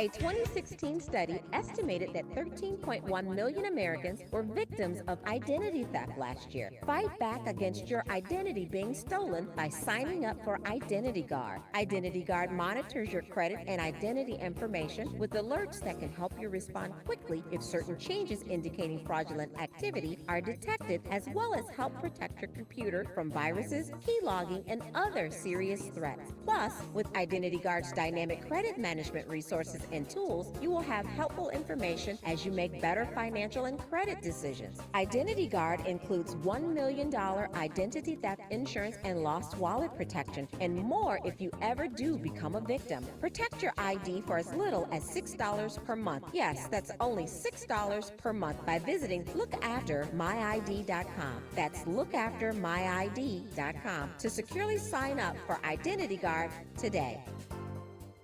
A single K plan is a 401k plan designed especially for business owners and immediate family, regardless if they are incorporated or not. Single Ks offer both employer and employee contributions and in many cases have no setup fee or annual plan administrative charges. Single Ks are simple to administer with no government reporting required. Most importantly, this plan allows employees to access their savings via hardship withdrawals or loans. Visit our website at polarisadvice.com or call us about your business or organization's retirement plan at 312-951-2606 or email us at polarisadvice.com. That's 312-951-2606 or email us at polarisadvice.com. Polaris provides empowering advice for everyone. Securities offered through Lion Street Financial LLC, member FINRA, and SIPC. Investment advisor services offered through Lion Street Advisors LLC, registered investment advisors. Polaris Wealth Management and Lion Street Financial are not affiliated. Polaris is introducing a way for you to get empowering financial advice, save, and plan. If you are like a lot of people, you'd like to work with a financial planner, but don't know if you earn or have enough to invest. Save and Plan will allow us to work with nearly anyone from young professionals to retirees looking to travel the world. Save and Plan is simple. Just sign up to save on a systematic monthly basis directly from your account and gain access to a planner and our planning services. Once you sign up, Polaris gives you a customized financial plan, a real person to speak with, and information to help you make good financial decisions. Your dedicated planner is just an email or phone call away. Save and Plan offers empowering advice for everyone. Visit us at polarisadvice.com. Call us today at 312-951-2606 or email us at polarisadvice.com. That's 312-951-2606 or email us at polarisadvice.com. Save and Plan, empowering advice for everyone. Securities, insurance, and advisory services offered through FSC Securities Corporation. Member FINRA, SIPC. Insurance services offered through Polaris Insurance Agency, Inc., which is not affiliated with FSC Securities Corporation.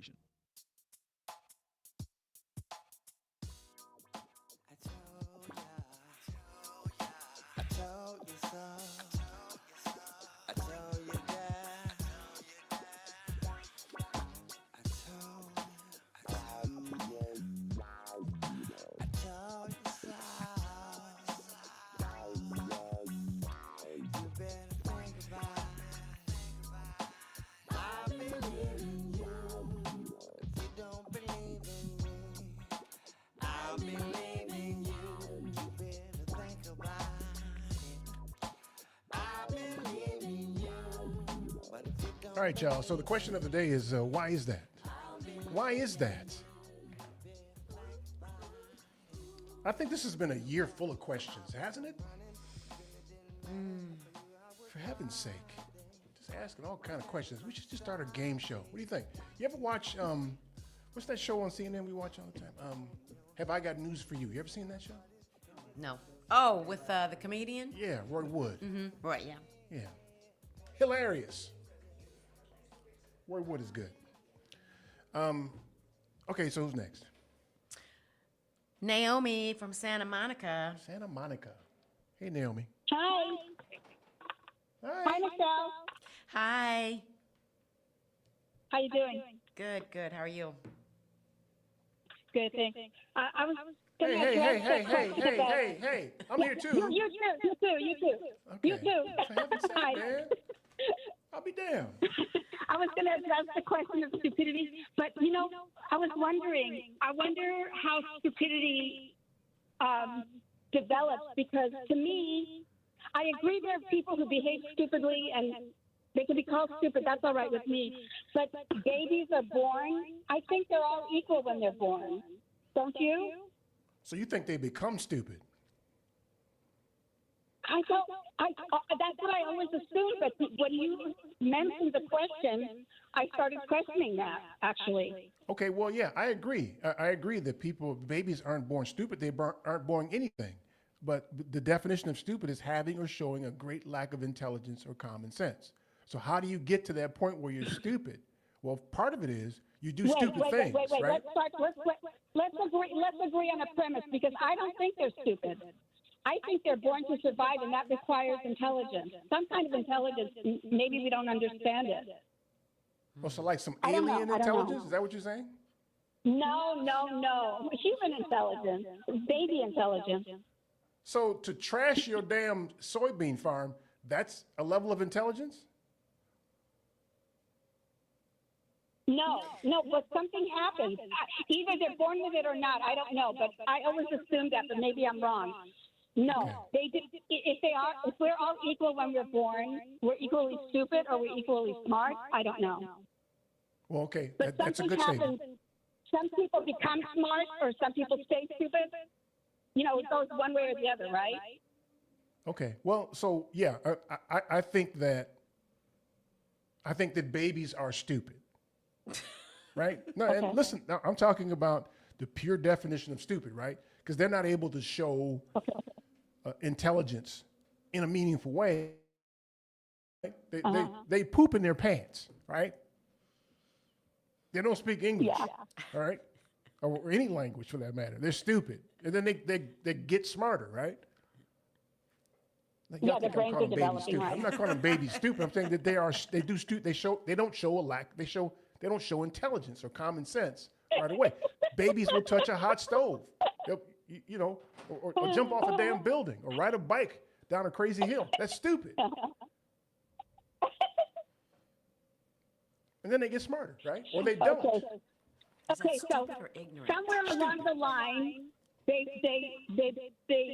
either we develop curiosity or we are inhibited from becoming curious, because it's a lack of curiosity for me.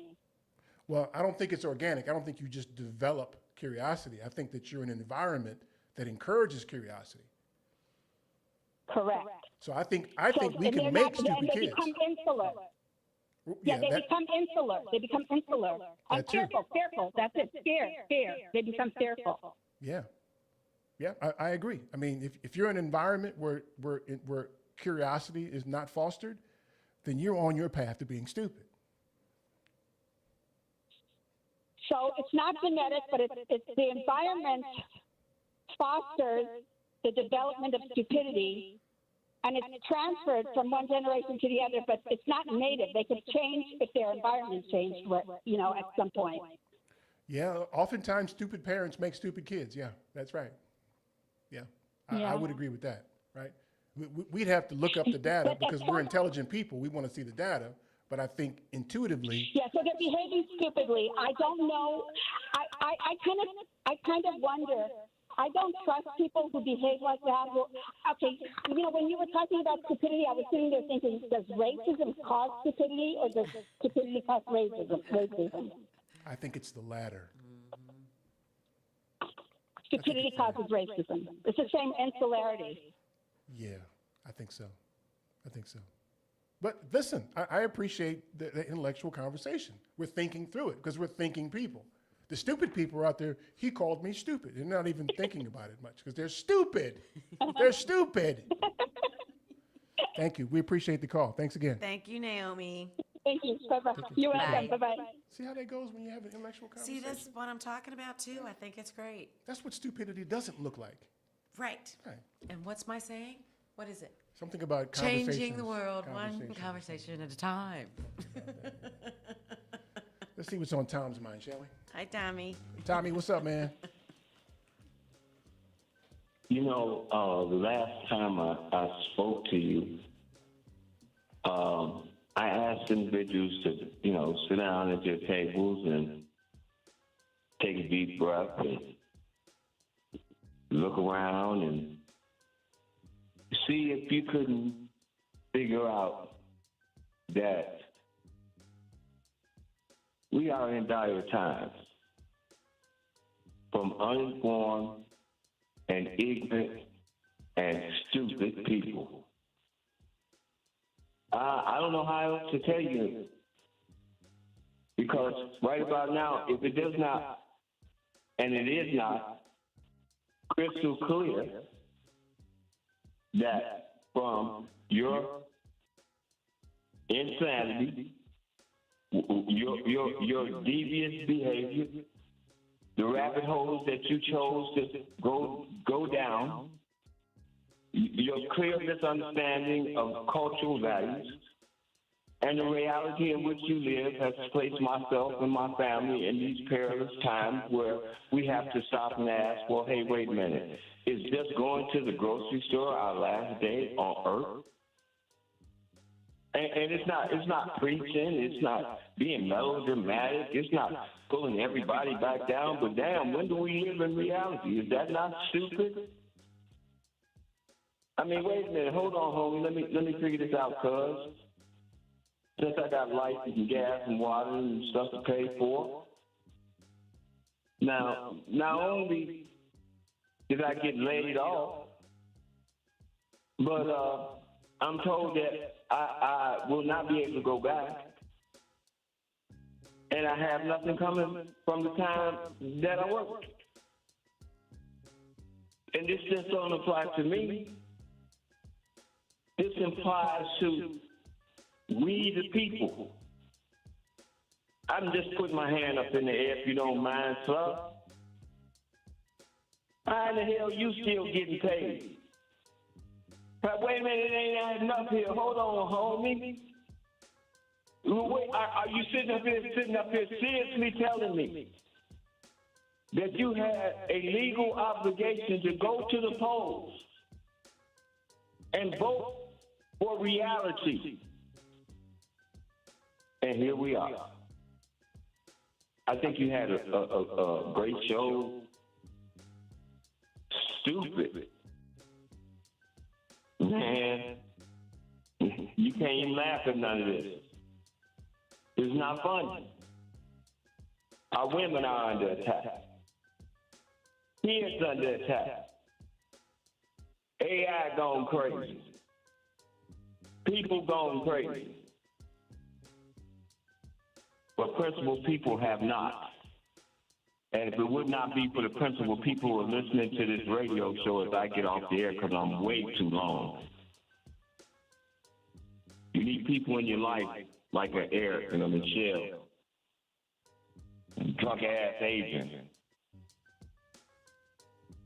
Where is he at, by the way? Did they catch him yet? Ice got him, man? All right, well, keep listening to the family meeting. I got all the lights out. Thinking this might be it. One last time. Goodbye. That's our weekly contribution to your community safety. You on the wrong camera? It's a man. You ain't even on that camera. You on your... I'm not? No, now the camera's pointing at her. See how you did that, man? How does that work? Did I not have it plugged in? Yeah, you didn't plug it in. I always forget. Is that what this camera's got a lot of range? I was trying to eat a potato chip over here and somebody saw me. That's our weekly contribution to your community safety. We let Tommy get it out here so that he is not in your neighborhood breaking windows. Thank you for that, Tom. Oh, boy. Yeah, so, what is with this thing, man? There we go. What are you doing anyway? What y'all doing? I was explaining to her what's his name was on Seinfeld, giving her the article. Okay. That works. Mm-hmm. So ICE is in town. Mm-hmm. And they're everywhere. Mm-hmm. And it looks and feels like the TV version of the fascist state. And paramilitary groups, I'm trying to reconcile, somebody jumps out of a rent-a-car with a mask on and grabs you. What else do you do but fight? I mean, how do you know it's not just a straight-up kidnapping? How do we You know that don't. some of these yahoos, the stupid people, don't just decide to put on masks and go around snatching people? There have been instances of that happening already. It's a very scary time we're living in. People keep saying scary. It's scary if you're afraid to walk down the street because you're not sure what's going to happen to you. And I mean, you're never sure what's going to happen to you. But now the possibility of somebody just snatching your booty up and taking you somewhere, and you can't call anybody, and your family doesn't know where you are. Yeah, but I don't like the word scary for some reason. Well, it is scary. I'm scared. You're not really scared. No, I am. You know why though? Because I got people checking on me all the time. Are you okay? Calling from out of town. Yeah. So it keeps it on my mind. Yeah, I don't know. Plus, I'm ICE is all around me, where I live. Yeah. Yeah. Yeah, they're like roaches. They're everywhere. Yep. I don't. I mean, let me say it again now. If you don't have Sirius Radio, you should subscribe to Sirius Radio and listen to Urban View. Their sustained discussion about community and lifting people up in this environment is a good example for the people who now feel put upon, the people who are not accustomed to living in a fascist state like we are. You'll get a chance to see what we do when this country, while this country has aimed itself at us. And I'm not frightened by it. I feel some kind of way, but I wouldn't attach the adjective frightened or scared. Not even sad. I need to think about what that word is. I was going to say, can you put a finger on what it is? I don't know what. I mean, stupid. You're not indifferent to the situation, I'm sure. I am too. There's a large part of me that's indifferent. Really? Yeah. There's a part of me that says that's what you get in me. When I saw the reporter from whatever station it was on the ground being handcuffed with her pants down around her booty, it's like, I mean, let me look back in the annals of time and see what kind of reporting you did when that same thing was happening in my community. Now, I don't wish that upon her. I'm not saying that. I'm trying to parse the baby. I don't wish that upon her. I'm like, that's how it feels. Now, what are you going to do? Now, what are you going to do? So I went to high school in Highland Park, Illinois. And the police stopped me regularly. What are you doing here? I live here. That's what I'm talking about. All the time. Mm-hmm. And when I was younger, my parents moved us to a community called Elm Grove in Wisconsin. Culture shock. I grew up in the city. Everybody around me was black. Went to Elm Grove, they were white folks. There was a group of white dudes, within a year after I've gotten there, decided that they wanted to have, watch this, a nigger pile. They were going to throw me down and pile up on top of me. Mm. And the purpose was? So that they could have a nigger pile.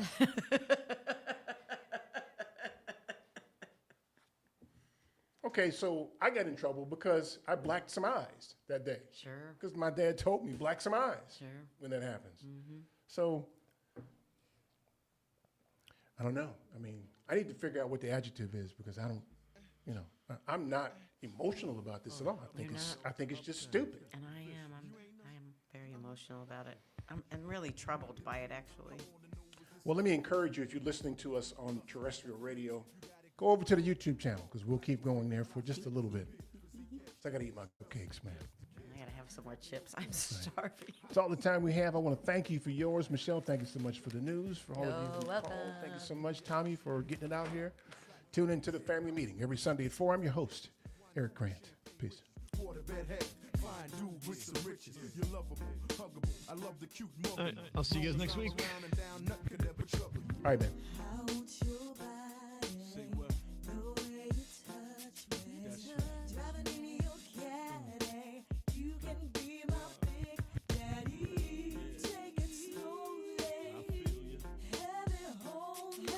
thinks that there's reverb. I don't care.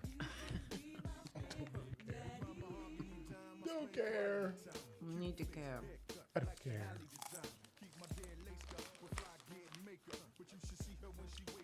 All right. Talk, or we can go. We can turn all this off and go home. Is that what you want to do? I want to do whatever you want to do. You're driving.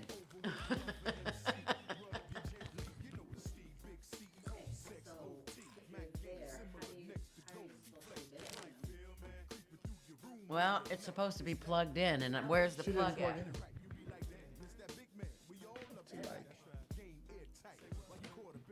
There's no plug for my camera.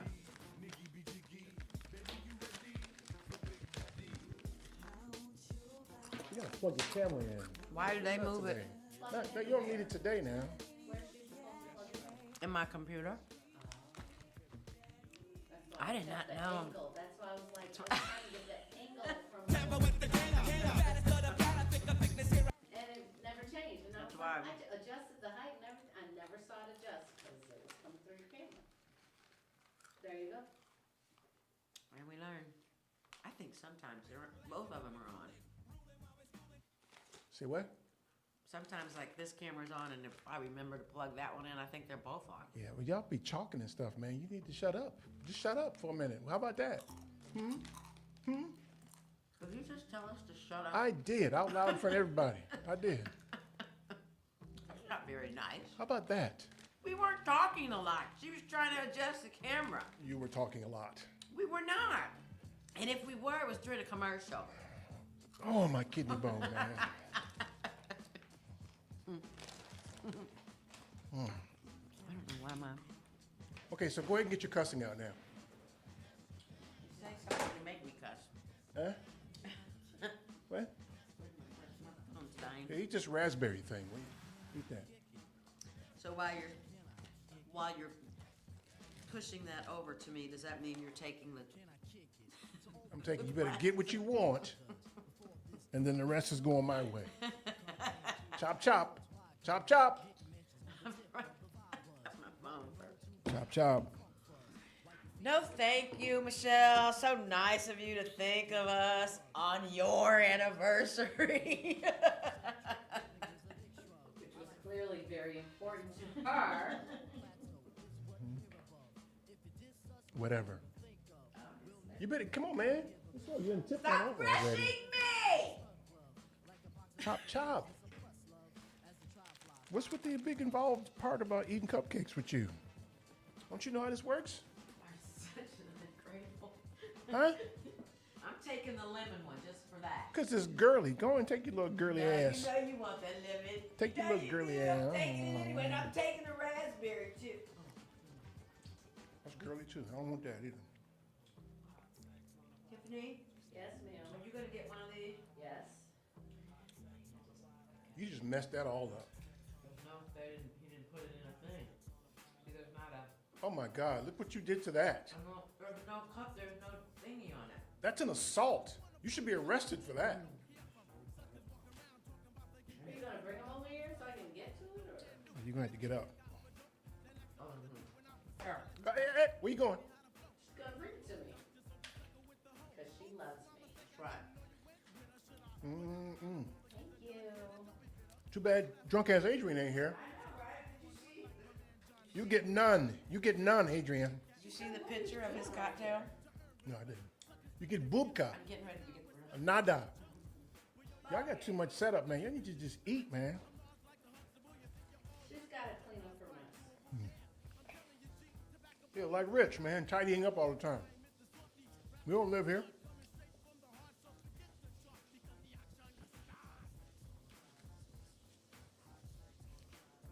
So here, Adrian, all gone, man. You got none. Bubka. Nada. Hope they vacuum in here. They're going to have ants.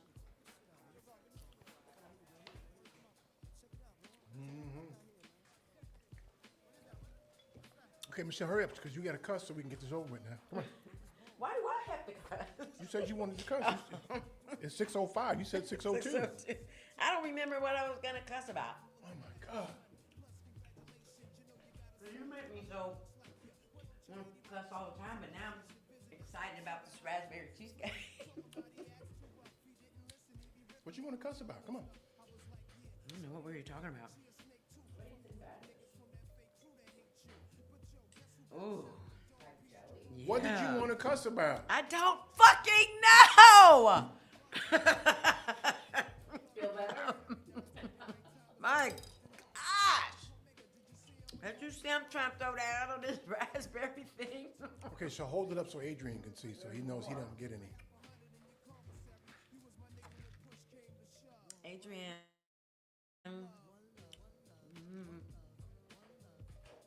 Is anybody talking to us? Are you looking at the phone to see the conversation? No. See if you need to respond? No. Do I have to do everything? Yes, yes. There's a chat on the screen, Sarah.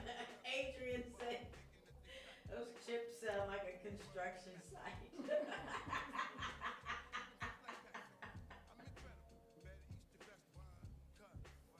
Bill already mad at you.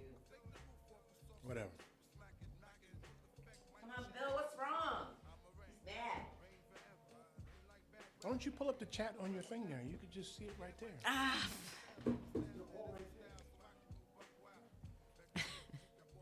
Yeah, you can see them there.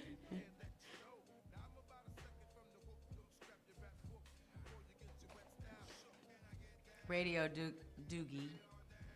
Roland got to be a paid agent. Ain't no way so someone that much. Let me explain that to you. So I don't know if did I talk about it during the break or did I talk about it on there? Okay, so for all the years we've been here, it's been kind of our practice to let everybody talk. Everybody gets a chance to say something. And so I've been waffling between whether or not I should continue to let imbeciles like that talk. So, and this was a decision I made like in the moment today. Hold on, man, y'all be handling my cupcakes, man. You finish your thought. Can you I'm just quit eating the rest of the raspberry. You handling them though. Just don't handle I'm not touching the fucking cupcakes, right? I'm touching the plastic that they're contained in. So everybody gets a chance to talk. But I also want to make sure Your cupcakes, by the way. Yeah. There are cupcakes. they are not. Go ahead. Just roll this out. You go. I did. I don't do that much. So I didn't want to be, I guess I was rude, huh? Not at all. Hey, easy, man. Okay. I wasn't rude? No. You weren't anything. I think that could be fairly characterized as rude. I mean, only if you receive it that way. Well, I mean, so the other part about it is we try to be honest, right? Yep. Express ourselves, how we feel, at the risk of violating any political correctness, as it were. So I just decided in the moment, I don't really care what you're talking about, and I would tell him that. I don't care. And get him to move on. What was the second thing that he started talking about? I can't. Somebody, I think I want something in New York. Yeah, because you cut him off and you're like, I don't care. Part of it had to do with, I thought ICE here, and then I thought part of it was all of the indictments. Who cares? That's how he started with, with the indictments, and then he went into It wasn't even anything we were talking about today. It's just, it's what he wanted to talk about. And that's what they tend to do. You know what bothers me the most about them is when you see them on television, they have a tendency to talk over people, especially women. Oh, honey, please. Yes. Let's talk. And like their voice is the most important voice in the world. Yep. Ain't nothing worse than being loud and wrong. Yeah. It's loud and wrong unnecessarily. It's crazy. That's the land that we're living in now, all day, every day. Right. This is the same idiot who called here trying to explain to us that the children in Mississippi, the victimized children in Mississippi, were enjoying the fastest reading growth rate in their scores. Reading score growth rate. Leading the nation, as he said. Well, his dumbass didn't even read the article to see that They were still the absolute worst, but they were growing the fastest. What's the question you asked him? Coming up from where? Wasn't that something he couldn't answer the question? Yeah, I mean, you know. Where were you before? Because then we looked it up. Yeah. And was able to point it out for him. So he's just stupid. So here again, I'm caught in between letting them talk and being done with them. At this point, it's hard to engage because, I can't even imagine somebody being a Verlon and navigating his way in the world thinking that way. His dumb ass need a helmet. It's a problem. It's a problem. And why would somebody like that want to call here?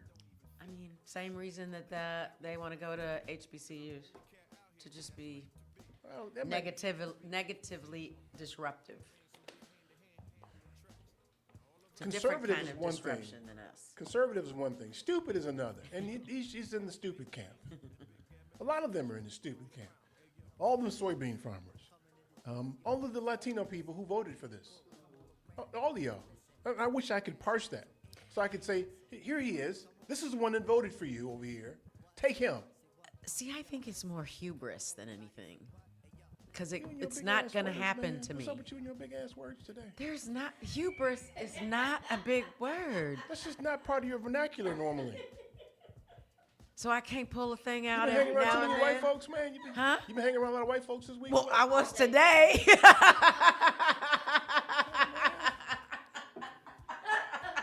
What happened to Black Michelle? They had her yesterday. Right. After this morning. We got this one. Yeah, man.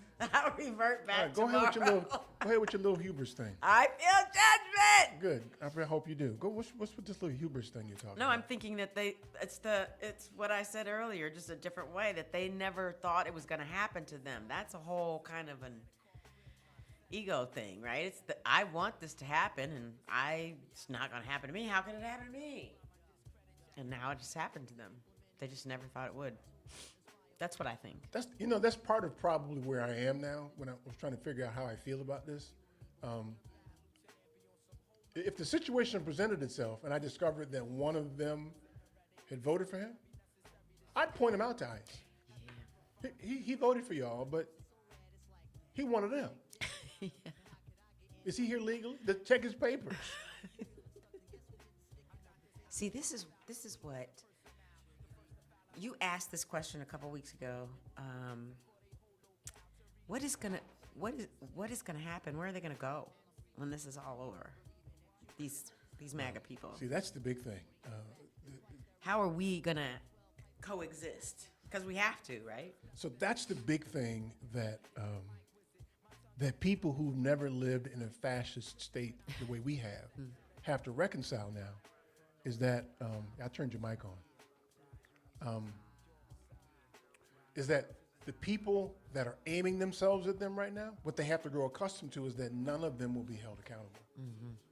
Ever. Mm-hmm. Ever. In the same way that they invited the Confederacy back into the government to govern, these people who've aimed their guns at you and shot pastors in the head with pepper balls, they will never, ever be held accountable. Yep. That's our experience. Yep. That they come in our community, beat us up, and kill our children, and nobody's held accountable. Yeah.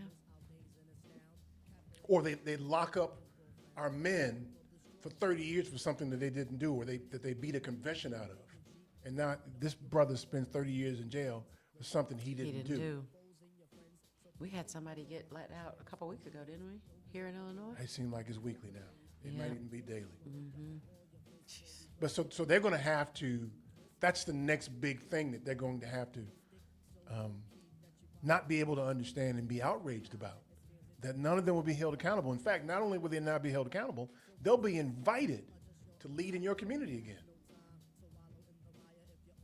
Yes. They're going to become police chiefs and police officers, security guards, any number of things that are important to your well-being. Mm-hmm. Never held accountable. Your boy, if he lives through his presidency. No, he won't. If he lives through his presidency and somehow or another y'all manage to figure out a way to get him out of office, he'll never be held accountable, ever.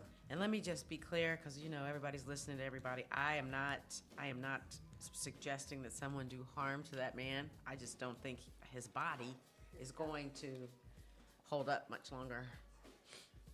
His health is really, really bad. They can't keep injecting him with whatever they're injecting him with every 6 months or so. You're speculating. I hear you, but you're speculating something. You're speculating. You don't know this. You suspect this, right? I suspect that they are right. shooting him up with things to keep him alive. But you don't know this. No. Right.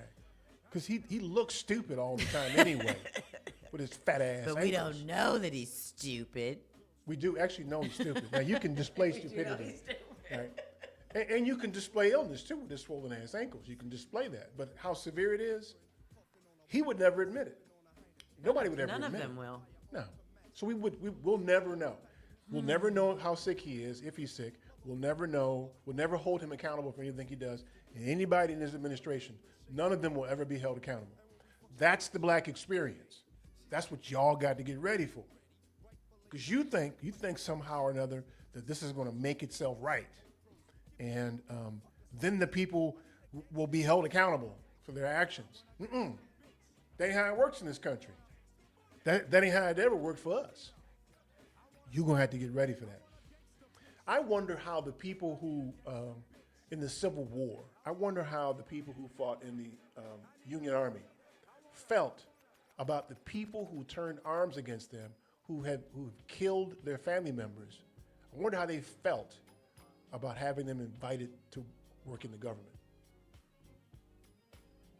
Like a betrayal.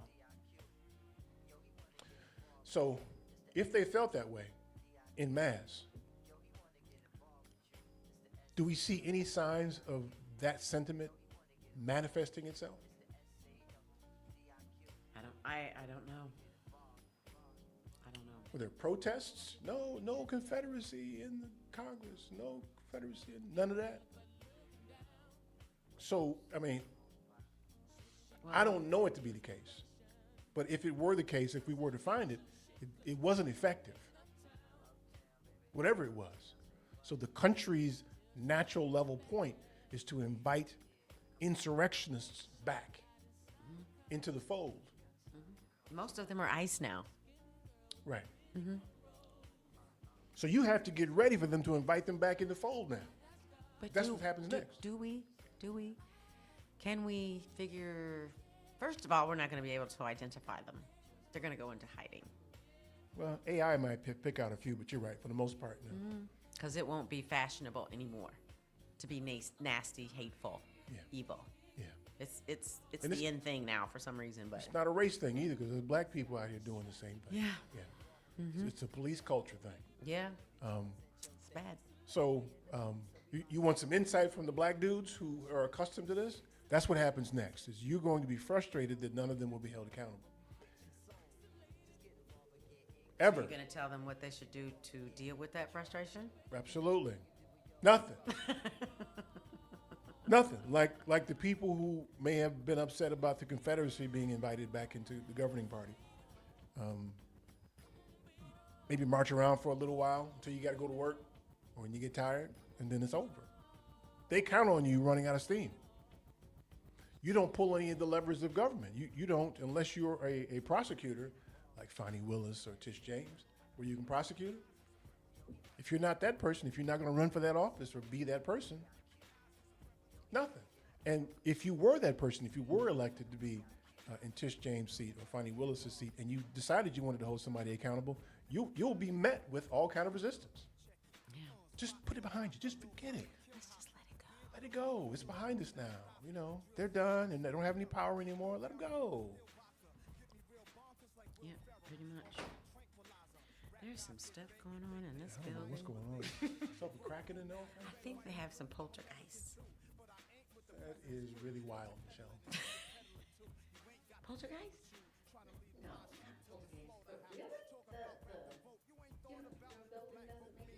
not like what's going on in here. That's a strange This noise. is strange. You haven't been paying attention. It's been going on. It's not. It's all over. It's here. It's out there.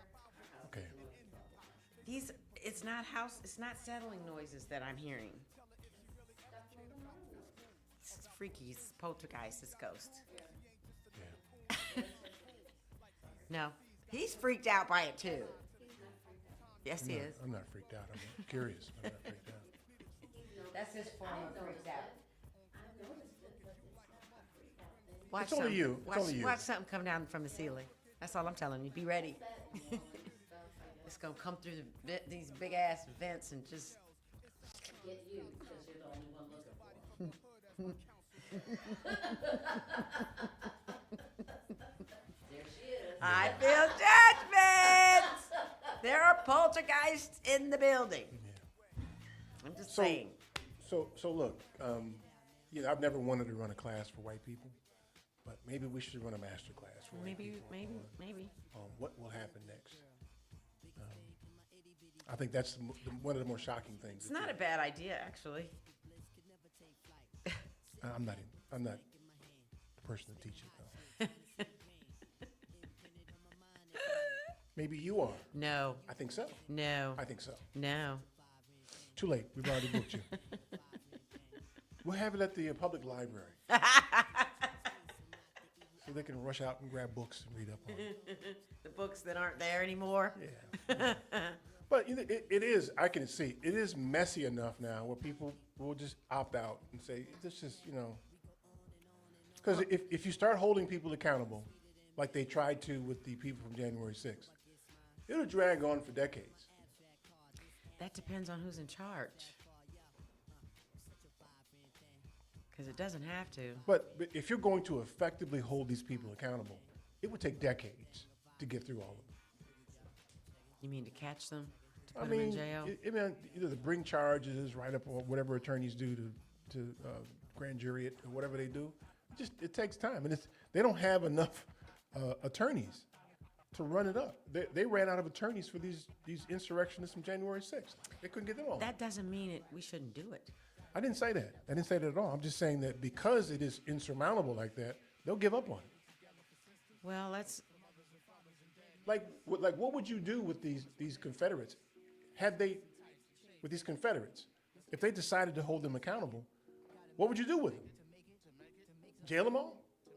Why not? You have to build a whole bunch of jails then. Well, why don't we let the innocent black people out? Okay, maybe. A lot. They would have to reconcile. Right?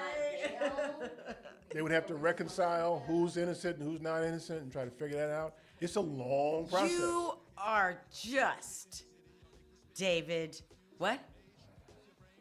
Say it with me. I'm a realist. You understand? David Downer. You throw all that stuff out there and then you're like, but.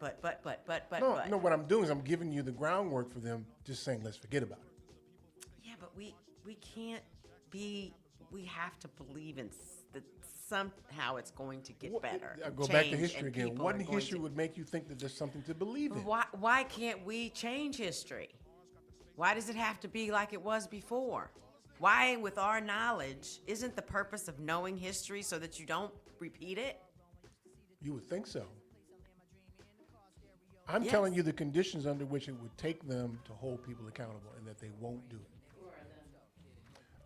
Whoever's in charge of the government, whoever we've elected to replace this current government, we would expect for them to hold them accountable. Yeah. Right? It would start with Congress. I don't know that anybody in Congress now, I don't think a majority of the Congress would ever vote to hold anybody accountable. If the Democrats were to take back the House and the Senate, they have the power to impeach that orange menace in the White House or any of his cabinet. They have the ability to do that. I don't think any of them have the balls to do that. Well, that's why they gotta go. You'll watch Hakeem Jeffries waving his hand around. I don't know what's wrong with that brother with his hands, man. And they won't do it. And then it'll just fade away because that's how history tells us they handle things. Okay. I'm just getting white folks ready because it doesn't matter to me. This is y'all government. This is y'all country. So, speaking of Justin Pearson, did you listen to me talk to him? No. So he's one of the Tennessee Three. Yeah. And let me tell you, don't listen to what I say in that interview that I had with him. That young man is hungry and ready to go and ready to kick some ass. Those are the kind of people that we need. Right, and they will go He's about young the business and of- hungry and Yep. but he's also so extremely hopeful, right? And I was so impressed with that young man. There's a young man named Isaiah Martin running for Congress in Ohio now. Mm. Same way. Mhm. Hopeful. But this current iteration of the Democratic Party will ostracize them both the same way they're ostracizing the mayor of the incoming mayor of New York. The guy's running for mayor of New York. They'll just ostracize. But AOC too. But the way they've handled with AOC, I mean, if they can, you know, kind of come under her wing as far as she's been through it, the one swoop and well, that's because They treat her like an outsider. You got to get on the mic if you're going to do That's this. because she pivoted. AOC pivoted, right? I mean, but they won't give her a plum committee assignment. And Corey, who lost in, is it Missouri or? The senator? Congresswoman. Corey, I know you're talking about. She's running again. Okay. You don't think they've learned how to finagle the system? Or they're learning how to finagle the system? The problem is that they have to finagle the system, and they're still outvoted. Yes. Right, so they Today. won't get plum committee assignments. They won't get any chairmanships. You don't get plum community assignments when you first go. AOC's been there long enough to have a committee assignment, committee chair. Chair, maybe, yeah. Yeah. And she might be running for senator. But they won't No, because she says things. Well, then it's up to us to write them letters and say, look. Oh, that's what you're talking about. So Adrian's going to have index cards and you'll have letters. That's how this is going to work. You know, what do we want to? How else do you expect to? What is your suggestion? We need more people running. So your boy David Hogg is sending candidates to run against these people. Who don't have the Republicans who don't have any competitors at all, because some of them run No, without he's got people running in primaries against Democrats who are ineffective. And here's the thing. I hear that, but I think we need to focus more on getting rid of the Republicans. No, that's never helped us. What's helped us is to get rid of these dumbass Democrats. We aren't doing anything. I want us to focus on just getting rid of the Republicans. There are ineffective. I think that there will be some natural kind of fading out in a minute because we've got these young kids running. You can't I wait don't for 'em to think get our old and die focus as a because- party should be to fight each other like that. That's not a But fight, you're not though. right. It's You're not. You're it's holding them replacing- accountable. You're replacing people who aren't doing anything. Okay, I mean, What you're talking about is the old way that's gotten us where we are now. Exactly. Fight against them. Right. No, we need to stand up and say what Yeah, we're fighting for. you can't- run. You don't vote for something that you're saying, well, I'm only voting for them because they're against those people over there. You vote for people who are voting for your permanent interests. I hear you. I don't disagree with any of that. I just think that our focus should be more towards getting rid of them motherfuckers than fighting it with each other. That's just me. But it's not fighting, though. It's holding you It accountable. is fighting. If I went out and ran against, what's the senator with no legs? You know what I'm talking about. If I ran against her in the Senate, the likelihood Tammy of me, Duckworth. Tammy Duckworth. The likelihood of me winning is nil. Right, because she's But- a damn good senator. But the likelihood of me pushing the agenda that she's going to have to address is very likely. And that's the benefit of running against these people, because you push the agenda. You make them take a position on certain issues. So if they're going to stay in office, they need to be pushed. They can't be pushed in between elections. We're the pushers, though. That's what I'm saying. If you run somebody, you support somebody to run against them in the debates, if they have them. In the debates, they'll be forced to talk about things that they try to avoid. Yeah, and then what happens when they win? So now you got something to hold them accountable for. You said this. We do that now. We don't. Yes, we do. You do not. You rubber Yes, we stamp do. them. Then You rubber we stamp them. would've You say who's passed, next. The voter rights bill already, when we had the Senate and the Congress, And we couldn't When get during to that. during Barack Obama? Yeah. How long we didn't have we didn't have it that long. When people talk about that We time, had it for 2 years. no, we did not. We did not have it for 2 years. Okay. Kennedy was sick. I mean, They had it long enough to do some things. They should have made D.C. a state. They should have made Puerto Rico a state. Let's look back at the timeline because my recollection is it was not that. They were we didn't more have concerned power about- that long because we had 4 people out. Right, we had one sick, right? But they should have advocated for those things. They didn't because they were too concerned about what the Republicans would say about what they're doing. I don't recall it that way. That's exactly what happened. Read it. I will. Can we go now? All right. It's not that I don't want to spend more You gotta time drop a with load you of something. I guys, get it. but Yeah, okay. I'm tired. Peace, y'all.